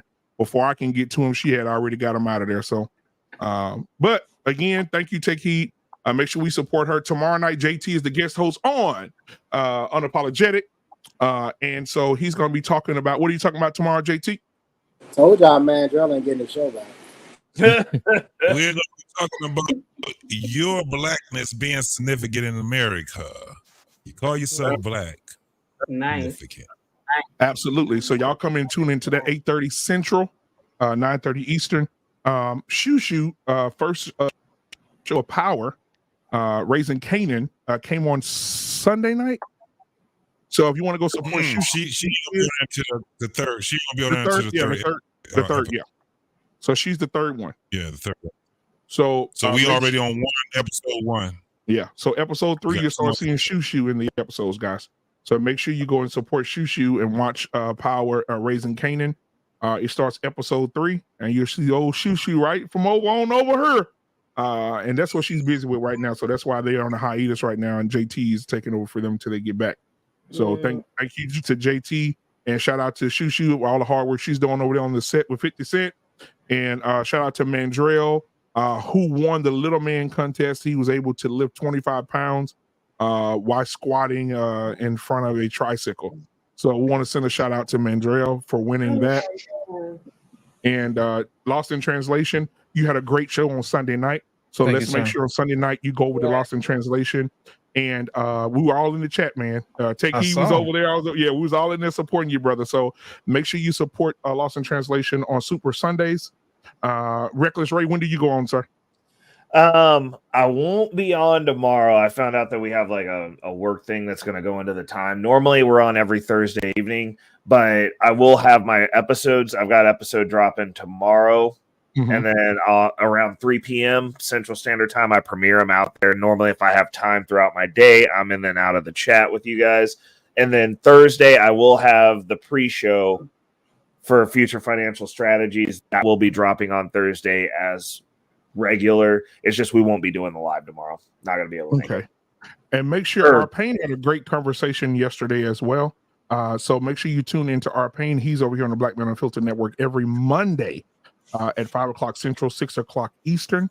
So make sure you come and check Mr. Boomer out. They had a great conversation on yesterday, man. Very intellectual conversation. I went through and watched it all over again today while I was working. Good show, man. Real good show on Monday. I appreciate that, because the first part I was saying, man, shoot, I'm about to crash and burn. You guys saved me with that conversation. Absolutely. No, I can't. That was me back there, Payne. That was me back there. That was you. Yeah. You had Black Man a bad brother. I'm gonna tell you right now. Y'all cold with it. My hat's off to you, bro. Most definitely. I told you already. I got you all the time, bro. Yeah, let me tell y'all what happened though, because thank God for JT, right? Because he has access to the channel just like Lost in Translation, man. I love these guys. I was in my truck driving from work. Payne, I was running your entire show with just my cell phone. I hear you. That's all I had. That's all I had. I appreciate it. Comments, back chat, like everything on my cell phone. I was like, shit, I hope JT hurry up because I don't know how much better. So JT hopped on because Black David, shout out to Black David, his computer motherboard exploded or some shit. And so so he's replacing the motherboard on he's rebuilding his PC and putting another motherboard in. So JT had to jump in and help yesterday while I was on my way home. And I was headed to my daughter's basketball game and I was in the truck.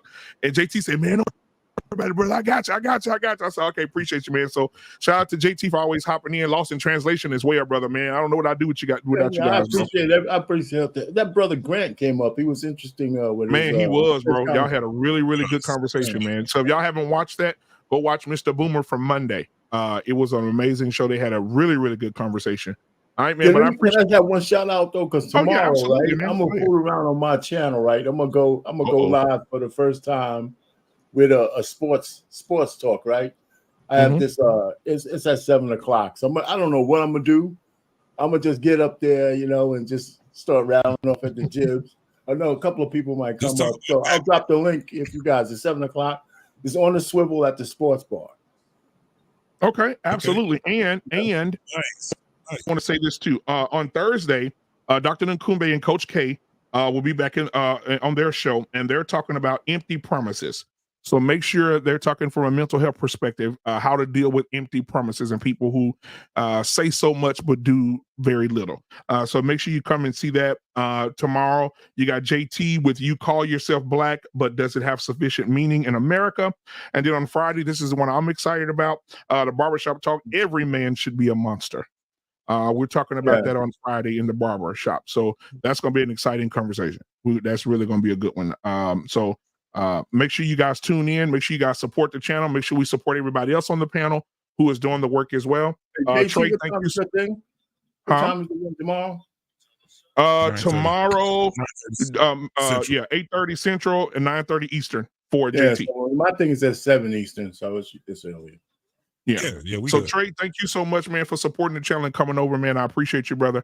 And we'll see you guys on tomorrow, all the way up through Friday. And I'm gonna tell y'all this. I'm gonna say a little bit about it before I announce it. But we got a Sunday show, with grooming and reviews. Okay. Yeah, they got their podcast coming. The Swirl podcast. We're gonna talk about that though. But yeah, y'all see that.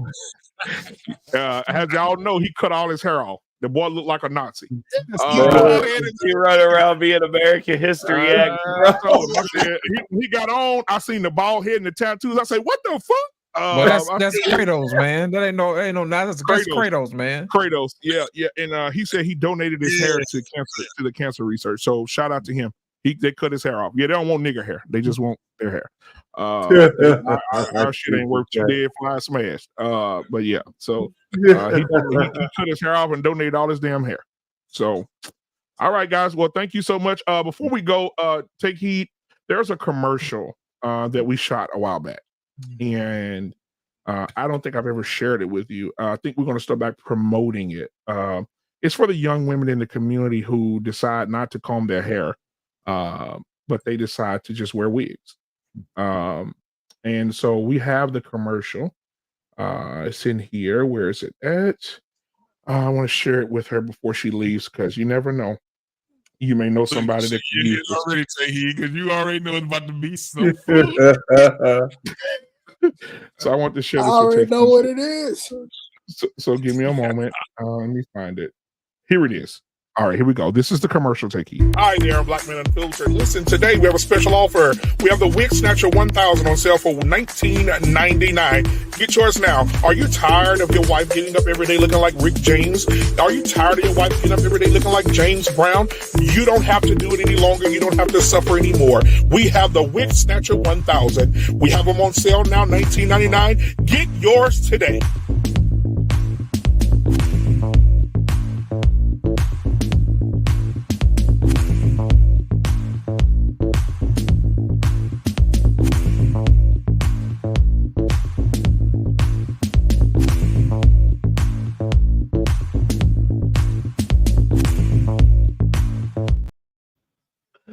Why is she looking like a Oompa Loompa? The Wig Snatcher 1000. The Wig Snatcher 1000. So I just wanted to put that out there. And so thank you so much. Take heed if you want to promote that. We still have some in stock. I have a few boxes left. I know Trey dropped a lot of them off at the strip club. So I thank you so much. Thank you. Hey, Black Man, I got my Wig Snatcher 1000. Oh no! Ready to go. I'm ready for the winter time. Who saying we don't support each other, man? I got my Wig Snatcher 1000. It's got I just want to do it. I know I didn't send you the warranty paper. It's a 10-year warranty. I got one too. Where's that? Oh my God! I got his Wig Snatcher 1000. Yeah. This is why we can't have Hey, nice things. it comes with the Kung Fu grip. It comes with the Kung Fu grip, baby. Oh my God. Take heed. Tell your king we said thank you for allowing you to grace us with your presence. I know how it can be lonely at night having a great wife down on a panel with us. So tell him that we appreciate him. And also, man, your family. Thank you, period, for all you do. So we appreciate it. We really do. Right.